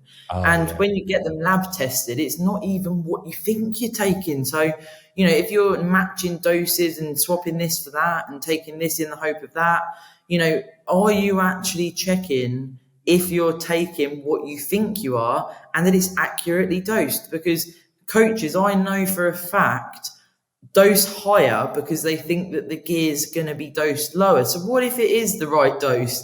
Does it not matter about the client maybe going through, the side effects that can occur from using PEDs? Right. And, a lot of UGLs, for example, they'll label you a vial of testcipionate that should be 200 milligrams a milliliter. But what they do is it's more like 300 to 350 milligrams a milliliter, because they want your test levels to be so high that you think their gear is so great when it's just overdosed, So your 10 milligram Anavar tab may actually have 25 milligrams in it. And especially for a female, because a lot of females want the 10 milligram tabs, right? So you don't want a 25 milligram tab because you're not wanting to take that much. But, I've seen females buy Anavar that it turns out to be D-ball, which can fuck you up. The only time I've ever ran D-ball, I got one of those batches because I thought I was taking Test, Mast, and Anavar. This was when I was a lot younger, from a very reputable person that bought raws that got sent the wrong raws. So you can imagine I'm 2 weeks into a Test, Mast, and Anavar cycle that was D-ball, and I'm up like fucking 12, 13 pounds. And I'm going, what the fuck? Like, and my bench has already gone up like 30 pounds. And I'm like, fuck, I didn't think Anavar was this good. Like, he told me 3 weeks later, he's like, this is not Anavar. And I'm like, no fucking shit. It's not Anavar. Unless this is the fucking king of all Anavar and Masteron that ever existed. And it was just like, things like that, though. It does happen. It does. It happens a lot. And a lot of it is these places don't test their raws before they send them out.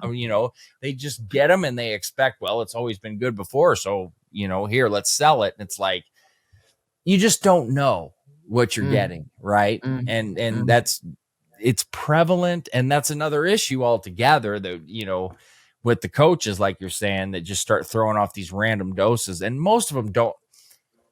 I don't want to diss everybody that's a coach because that would be unfair and unethical, but let's just be real. A lot of these so-called coaches can't coach their way out of a fucking paper bag. They're not coaches. And they're telling people to run doses that have no clue what they're talking about. Or they're taking the word of the steroid dealer, right? That's going to tell you to run everything under the sun to make a sale. Yeah, it's scary because, again, you know, I talk about it on my podcast because I don't think that really, I mean, more so maybe now, but there's not that much talk about female use, right? So if you want to go down the assisted route and you don't know anything about it, you're a bodybuilder, but you don't really know about PEDs, now you can educate yourself, which is useful. But again, you're still sort of shooting in the dark a little bit if you're trying to understand about PEDs. And where do you then go if you do get side effects? And that's what I almost feel like my podcast is about as well. You know, I'm on this mission to talk about it openly with other professionals in the industry to go, well, this is a sensible dose if you're looking to get X, Y, Z. We're not listing, you know, what people should take and whatever. And I'm careful with my own use about how much I share for that reason. You know, I don't want people to go, oh, she's taking that, I'll take this. Right. But talking about it gives people some relatable information like we're talking about it today. You know, people can go, oh, okay, so that seems fair enough or whatever. And also, if someone gets the side effects, my problem is if you see people bashing steroids in any sport, for fuck's sake, we're in 2024. Like, steroids are used, right? Like, are we okay here, guys? So if we then just go into this and create reels, create YouTube videos, demonizing them, what about those women that have masculinized and maybe that, you know, they took that risk and they wanted to do that, or they didn't fucking know. Now, those people, do we care about when they see or listen or whatever about steroid use being bad, it's not feminine, blah, blah, blah? Fuck off. That's up to them, potentially, or they maybe did not know. Have a bit of respect. You know what I mean? 100%. Okay. I'm very protective of the females that I talk to and that I coach. I'm a mama's boy. I'm an only child. So like my cousins that are younger than me are all three girls. I protect the hell out of them. My stepdaughter is like my fucking angel. My cat is a female, my wife. So I'm very protective of females, like probably way overly protective. And I coach them, I teach them, I make videos for them, but my advice is probably not what many women want to hear because I really don't like, I don't condone steroid use to anybody, but I'm a realist, right? But with females, I'm very conservative. Like I hate to say recommend, but if you're going to do it, it's like Anavar, obviously, and maybe Primobolan or maybe Winstrol. And I don't like to go much further than that. Now, SARMs, I've coached so many women that do so well on them, but I'm very cautious and maybe overly cautious, but I'm also very protective and I know all the side effects and I explain like, hey, there's a possibility with a lot of these. It's not a guarantee, but even fucking Proviron, which is not really to me, even a steroid, can cause a woman problems. You know what I mean? And like, I see women telling me they're running DECA and D-ball and like, or S23, the SARM. And I'm like, no, don't do that. You know, like, just please don't do that. And there's better ways, I promise. And so I am not a demonizer whatsoever. I'm just very conservative and very protective by nature. And I can't help it. But I'm very factual and I'm very like, and I've never come across a female that goes, oh, fuck you. You know, like the guys will do, like females to me are more apt to listen and very cautious and want to learn. 99% don't want masculine traits. There's always a couple, and I'm just going to leave that topic alone. But you know, most don't want that. Them, right? Like go for it. You know, that's not my life. And to each their own, but I try to be very careful, very informative, and I probably go into greater detail with women because I just praise the Lord. Thank you. Like finally someone that, I mean, we're not here to just bash coaches as it were, but I see so fucking much, Dylan. It literally like I'm trying to go to sleep at night. I'm thinking I've had a message today of someone that's been told to take 25 milligrams of Anavar every day from Natty, and they've been told there's no side effects. And these are people I've met in person, you know, back in the UK and things like this. And I'm like, what the fuck is wrong with these coaches? Like, are they just cunts? Because it makes no sense. Here's a story for you. So when I first moved to Vegas, it was 2012. It's the end of 2012. And so I'm a Botoxer, right? Because I modeled. Oh, yes. And so I'm sitting there waiting, and I was easily recognizable from the YouTube channel, especially in Las Vegas, and so people would stop me. And this girl recognized me, and she was talking to me, and she told me, and this is not an exaggeration, that she had been on Anavar for and this is not an exaggeration, everybody listening, 3 years with no break. 3 years. And that she had no libido. This is a girl in her 20s, no libido, completely crashed like numbers of all kinds, and that she had been advised that it was okay to just take it.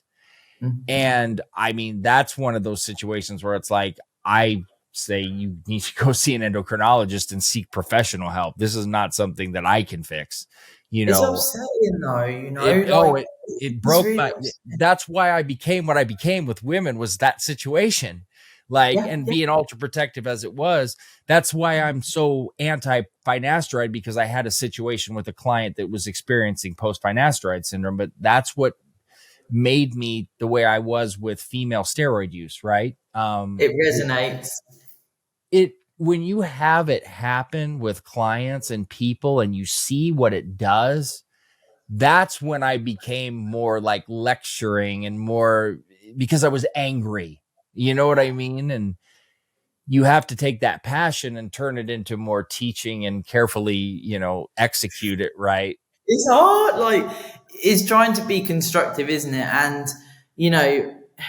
it's by talking about these things that people can listen. And maybe, like I always say, if you've got a coach, you're not really there to question them as such, but ask questions. Now, Yes. if you ask your coach a question about something they're asking you to take and they won't answer, to me, that's a fucking major red flag. And, as a client, it's like, would that not then tell you, okay, so this coach doesn't know what they're talking about, but you then have to do something about that. So it's not just the coaches, it's the clients need to take some level of ownership as well. Oh, dude. Okay.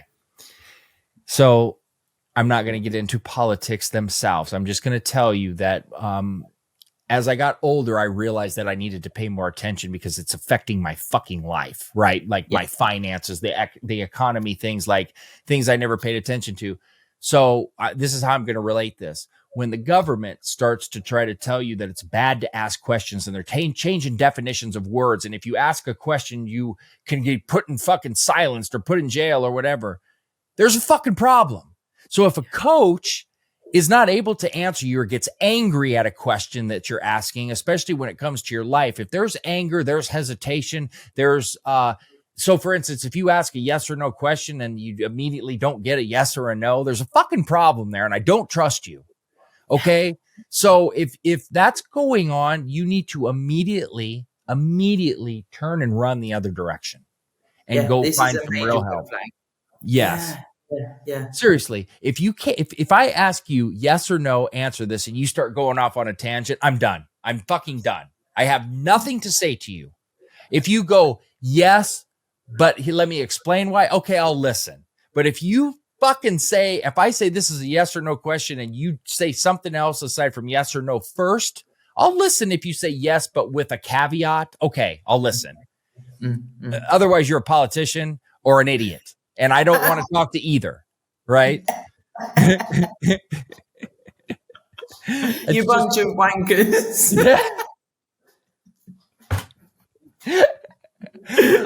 I am sorry. I'm too seasoned now at my age and too knowing of bullshit that, but I think it's important that, and it is hilarious what we're talking about, but people do need to be aware of that shit, Yeah, for sure. And you need to find people that you can trust. I'm not the only one you can trust. Sarah's not the only one you can trust.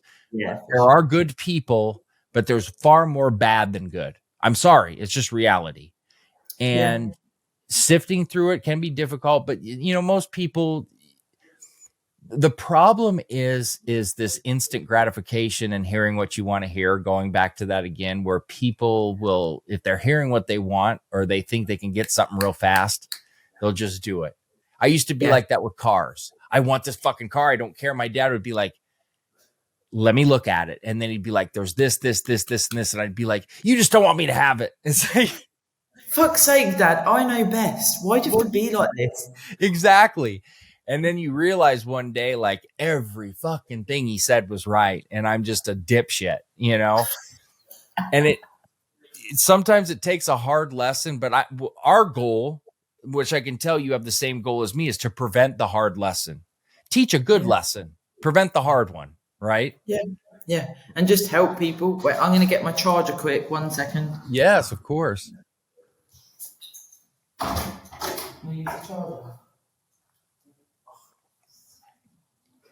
And this is why we do this, because we love it.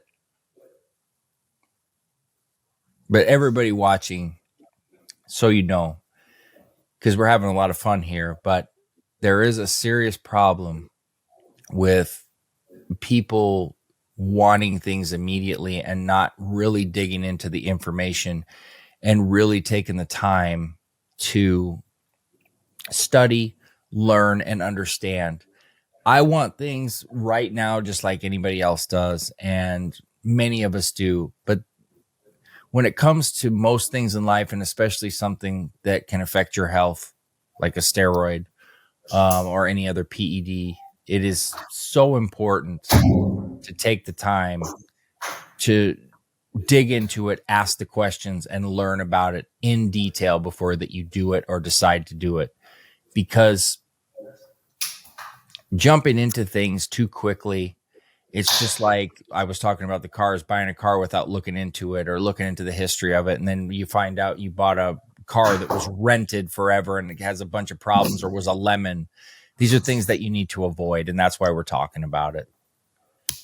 Yeah, for sure. I think as well, you know, that putting it out there on social media, because I always find, and you mentioned this earlier about comments on YouTube, sometimes I put a reel out about saying, you know, if your coach is telling you that you will, unless you take PEDs, you're not going to win and stuff like this, you won't be competitive. And I get unfollows. And then I put a story saying, I'm really glad that I've had people unfollow me, because it's often going to be raising something in them that is a problem for them. And I welcome that. You know, I don't want them following me if I piss them off.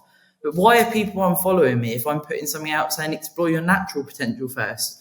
Why on earth would that cause someone to unfollow? But this is the world we live in. And this is, Instagram is a highlight reel. For me, it's a very positive place, like meeting you and, you know, connections that I've got. It's so fucking sick. However, it's a highlight reel for a reason, right? We share what we want to share. And then people are going to see, if you take X, Y, and Z, or if you coach with me, you will get a sword, or whatever it's going to be that is going to motivate you to maybe be coached by someone or follow someone and listen to their advice. But there comes a point where it's like, do we not need to dig into our own psychology to understand why we're looking for quick fixes, why we don't really want to put the work in? For me, bodybuilding, you've got to enjoy it to some fucking level, haven't you? Yes, it's cathartic enjoyment when you're in a prep and you're fucking hanging out your ass, but it's still enjoyment for people like us. It's like, I'm getting fucking shredded here. And I said this earlier to you. There's people in the world that do not have access to food, let alone fucking PEDs and whatever. We're in a very good spot to even do this, right? What's, you know, for me, where is bodybuilding going? You know, if you're looking for diet hacks, if you're looking to take PEDs but not monitor your nutrition, if you're looking to train but you can't really be asked, it's you know, it's not really your thing. Why are you doing it? You know, what is, everyone has their own reasons, but it does, it makes bodybuilding not what it's not like when Arnie and that did it. It's very different now. It's like everyone's fucking doing it. I know. And that's the thing too. It's not right to question people's motivations on why they do things, because everybody does things, you know, what they want to do. And so I try to be respectful of that. But, you know, it's like, for me, people will say, oh, how do you do because I do either 10 miles a day of running, or because I fucked my foot up so bad running on injured for so long, I'll do an hour and 20 minutes on the elliptical. And people will say, what is wrong with you? Like, why do you do that? And you know what I say? Because I fucking like doing it. I mean, literally, it's the only time I get to watch TV. I get to watch all my sports that I want to watch, and I can be in the fucking zone. And I'm away from everything, and I feel it's like the person that is addicted to drugs or whatever else. That's kind of what I'm addicted to. And I don't view it as this like, oh, I dread doing this, I don't want to do this. It's like, I'll say to my wife, all right, it's time for me to go hit it. And I'm like in a good mood. You know, everybody has their days where you're tired and it's like, oh, my legs hurt today or whatever. And especially when you get a little older, but it's like, that is like my fucking time. And that's why when I'm at the gym, I'll talk to people, stop me and I'll talk to them. But it's like, I get in the zone. I get my music on. I'm fucking feeling good. Some days I like how I look. Some days I don't, but it's still fun, you know, and it's, I don't know. Everybody's got things they like to do. Some people like to work on cars. Some people collect art. You know, I like to fucking work out and I like to talk sports. You know what I mean? I mean, do what you like to do, right? So if you're doing a bodybuilding competition, I hope that you love doing it. I mean, there's going to be some bad times. Not every day is fucking rainbows and unicorns, but I hope you love what you're doing, right? Yeah, and there's a sense of, you know, what's kept me going for so many years, I believe, is the sense of control, of course, as I touched on at the start, but it's a sense of purpose. Now, I did get lost in this, and honestly, you know, said, who am I as a person? Who is actual Sarah, not Sarah the bodybuilder? And that's been difficult for me. But I entered this new year with some reflections, as I'm sure many people do, and I believe in this is a good thing. You know, at the end of a year, looking at what did I find hard, what did I learn, what are my intentions for the next year? And what I've realized is, you know, for me, my hobbies are bodybuilding, but also the podcast. You know, that's not directly training, nutrition, etc. It's talking about what I've done, what other guests can bring to the podcast, etc. And I've realized that maybe I don't need to have all of the hobbies outside of it that everyone else thinks I should do. You know, you touched on it earlier about external pressures. I mean, we could do a whole fucking podcast on that. My whole time as a bodybuilder, do you have to eat that? Why are you doing this? Why are you doing this? Etc., etc. And you've got to, in life, find the people that are genuinely interested in what you're doing and understand. Like, yes, people may not want to do the running you do, but if people are questioning it, that is people that are not your people. And you've got to understand that, because you then start questioning, well, should I be doing bodybuilding? Should I be not going for meals and da-da-da? And I struggle the same as you to go for meals and stuff like that. And I actually, at the start of the year, I went for a meal with friends over here. And it's the first meal I'd been on for like 6 months since moving here. And that was for me to address my food relationship. And I went for the meal and I realized it was the memories that I had with the people. It was nothing to do with the food. I didn't actually really like the food, and I just ended up having chicken in the end, probably the same as what you do. And I got home and I was like, do you know what? It was being with my friends that I wanted to do, rather than going and smashing a meal, which I didn't really want. And being able to stay in your own lane and understand what you want to do in your life. Yes, you might not have millions of friends because you're a yes man, but do you want these relationships, or do you want quality relationships in your life where you can just be your fucking self? Like, I can relate to what you say you do on a daily basis. I'm like, that sounds sick. Most people are going to go, why do you want to do that? I don't get that. I understand it. It's like, I get that completely. There'd be no questions from me. Of course, making sure your foot's all right, but that's my own fucking hard head, right? But you know, people will say that, like, why do you eat that, or why? Well, you know why? Because I fucking like it. You know, why do you fucking eat that? I don't give a shit what you eat. You know what I mean? It's like, I have learned to take foods that maybe some people wouldn't care for. You know what's funny? Everything that I eat now, I wouldn't fucking touch when I was like, until I was in my middle 20s. So like zucchini, I wouldn't eat. Mushrooms, I wouldn't eat peanut butter. Like, these are things I can't live without. And it's funny how your palates and things change over time, but I've learned. So like I put peanut butter on my eggs or my vegetables, and people are like, what the fuck? Yes. I'm like, hey, dude, I fucking love it. I put protein Yes. powder in my veggies and eggs, and you know what? I love it. And so what? So you learn how to manipulate what you're eating in a healthy way and make it really good. You know what I mean? And then now you get to the point where it's like, I told my wife the other day, I go, you know, because I had been sick, like, you know, and I kind of lost my appetite pretty bad because I normally eat throughout the day. And I said, I think I'm sick of the oatmeal finally after fucking 15 years. And I went one day without it. And I told her, okay, that was a bad idea. I want it back. And it was just because I wasn't feeling well, you know, that it didn't taste right to me that night. And it's like, I don't know, you know, eat what you want. If you enjoy it, you enjoy it. If you don't, you don't. I'm not a vegetarian, but I don't really eat meat that much anymore because I just don't. And I think with what I found with my heart and the cholesterol, it's like, maybe the meat really isn't so good anyway for me. I'll eat some fish here and there, but I don't know. I mean, do what you want to do and eat how you want to eat. Just make sure that you're eating healthy enough to where you're not causing like cholesterol problems like we talked about, or you have diabetes, for example, or what. You just make sure your diet correlates to your health, and, you know, to each their own, dude. You know, not everybody's trying to be Mr. or Mrs. Olympia or whatever and be a pro, but just take care of yourself, you know? We come away from that, don't we? It's like, you know, I certainly was in this mind warp of, you know, in a prep, it was very easy to say no because I'm like, fuck off, you know? Right. Over the years, it got to the point where I was like, well, you just fucking leave me alone. It took time to get there. You know, I spent years, you know, eating my fucking lunch in the toilet and stuff. And this is why I can talk about it now, because it got so detrimental to my own. And I'm thinking, I'm trying to do something good here. Why do people keep starting on me?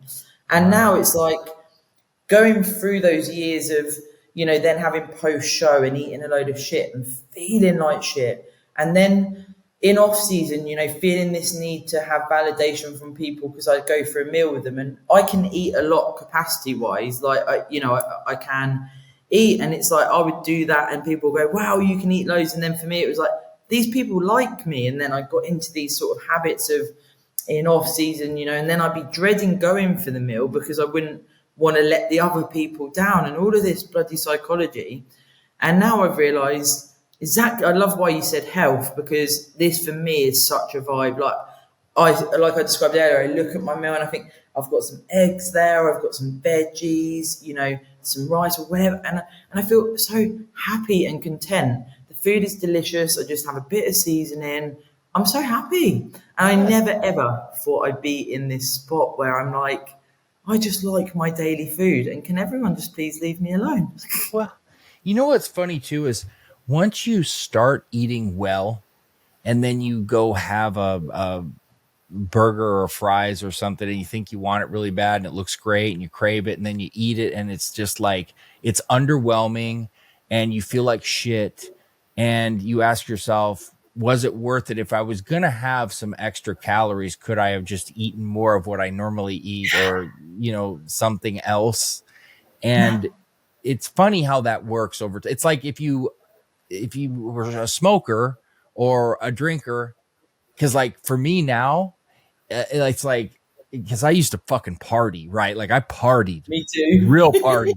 But now if you have a drink, it's kind of like, fuck, like a half a drink in it, I'm like, I don't want any more. Like I just don't. And I'm talking like I would start my night off with a fucking damn near bottle before we'd even go to the club type of shit. And, you know, now it's like, and it's like if you smoked, and I'm not a smoker, I smoke weed, but not a cigarette smoker. But if you smoked, you didn't smoke for 5 or 6 years, and then you had one, you'd be like, fuck this, you know, like what the fuck is this? I did that. Yeah.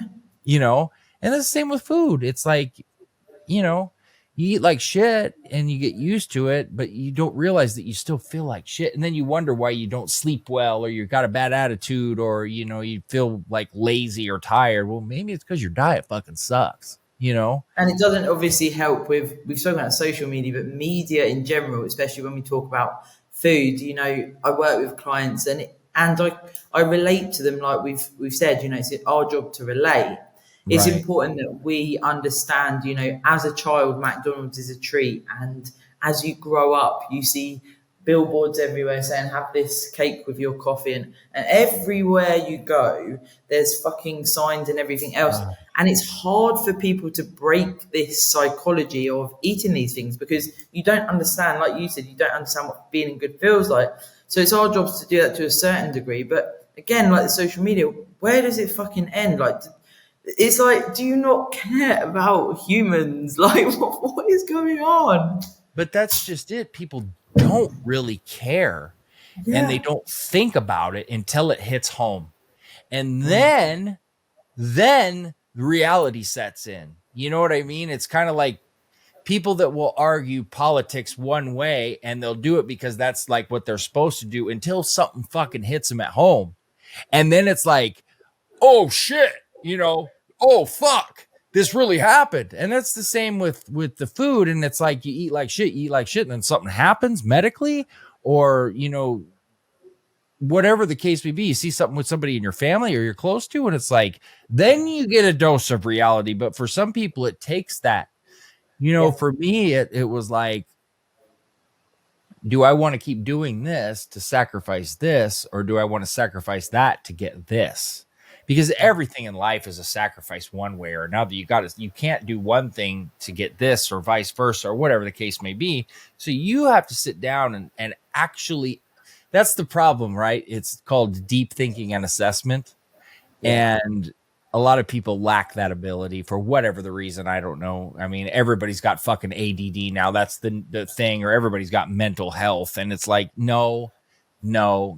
Just fucking sit and think a few minutes, dude, and just stop being so fucking antsy. Okay.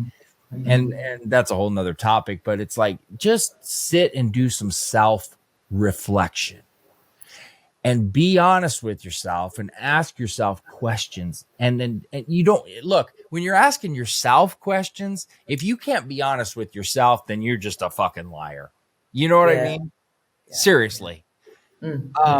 I sit down there and I do this, and this is when I pray. But if you don't pray, if you just want to just talk to yourself and ask yourself, am I really doing what I think I should be doing? Am I really doing this or that? And if if you can't answer those questions honestly with yourself, then I don't know. You may want to seek some help. I don't know, but that to me would be what I would tell people to do.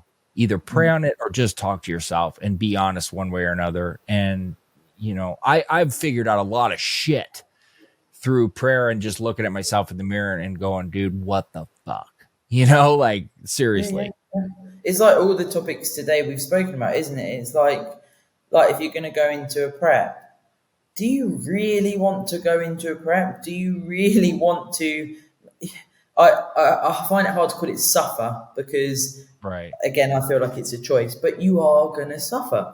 Yeah. Are you ready to do that? Do you actually want to, guys? Like, if you're listening to this and you think prep, oh, that sounds like a really cool thing to do.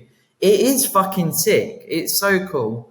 But is your lifestyle appropriate? Do you have the funds for something like competing?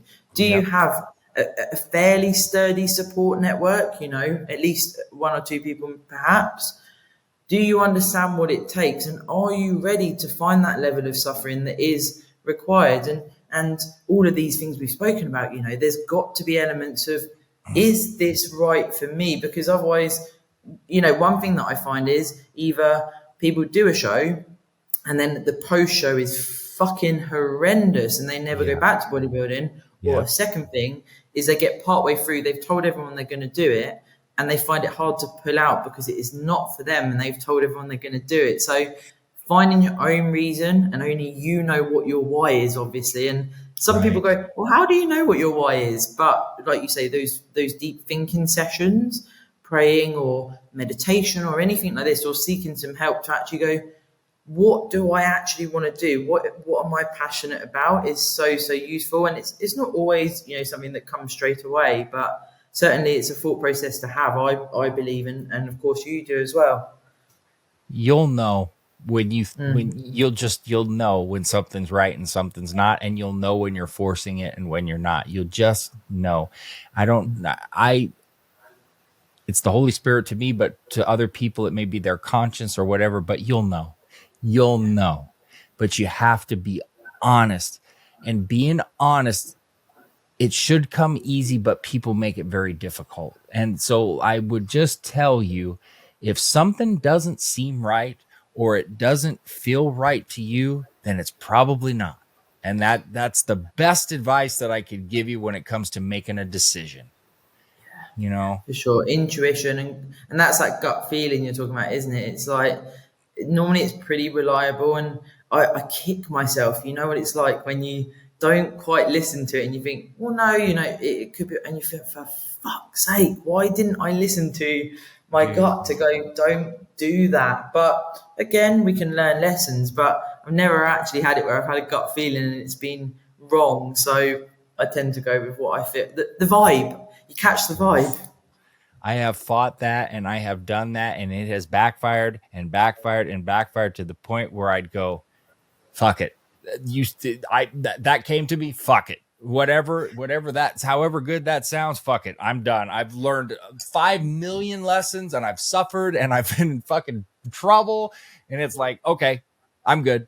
You know, that's all I needed to know. But you know, just like I said, that's part of that's with age, part of that's with experience, and part of that's getting a better understanding of yourself.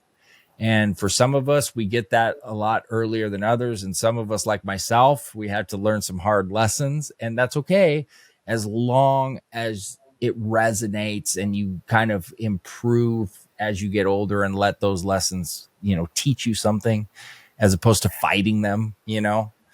So I don't know. Everybody's different on their paths, but anyway, I know I've kept you probably longer than you can, but I really appreciate the time. This has been fucking awesome. I think people are going to gain a ton from this. I want you to tell people where they can follow you, the many different places they can. And I just want to say this, Sarah puts out a lot of good stuff on Instagram, especially. And I'm going to let her tell you where to follow her, but you would be very, very, very wise to go listen to or watch her podcast. And you're missing out on a lot if you don't, male or female, because it's very, very, you know, informative, and it will resonate with all of us. But go ahead and tell everybody where they can follow you. Thank you, Dylan. That does, it really does mean a lot to me. So Instagram is sarahparker_BB. And then the podcast is mainly on all of the podcast platforms like Spotify or Apple Podcasts under the Beyond Condition podcast. It's super exciting as well. I have to share it with you. But when you type in bodybuilding as a keyword, it started to go up the chart a little bit. And I'm like, wow.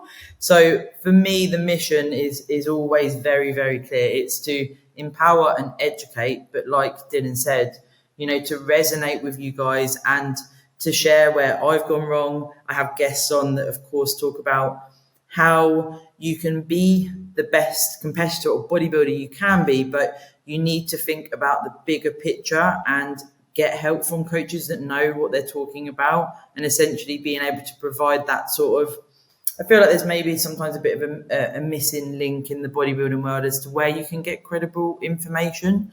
Yeah. So this is where I want to try and bridge that gap. And like we touched on with female PD use, but also, you know, female bodybuilding in general. So my mission is to give you a voice. And thank you, Dylan, for giving me a voice today. It's been an absolute pleasure.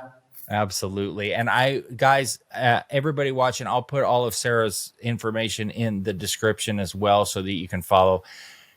But like I said, make sure that you go follow her. It's going to be nothing but a benefit to you. So hopefully we can do this again at some point too. It would be awesome. And I just want to thank you again for your time. So everybody watching, make sure that you subscribe to Sarah, subscribe here, and stay tuned for plenty more to come. Dylan Gemelli and Sarah Parker signing off. See you later.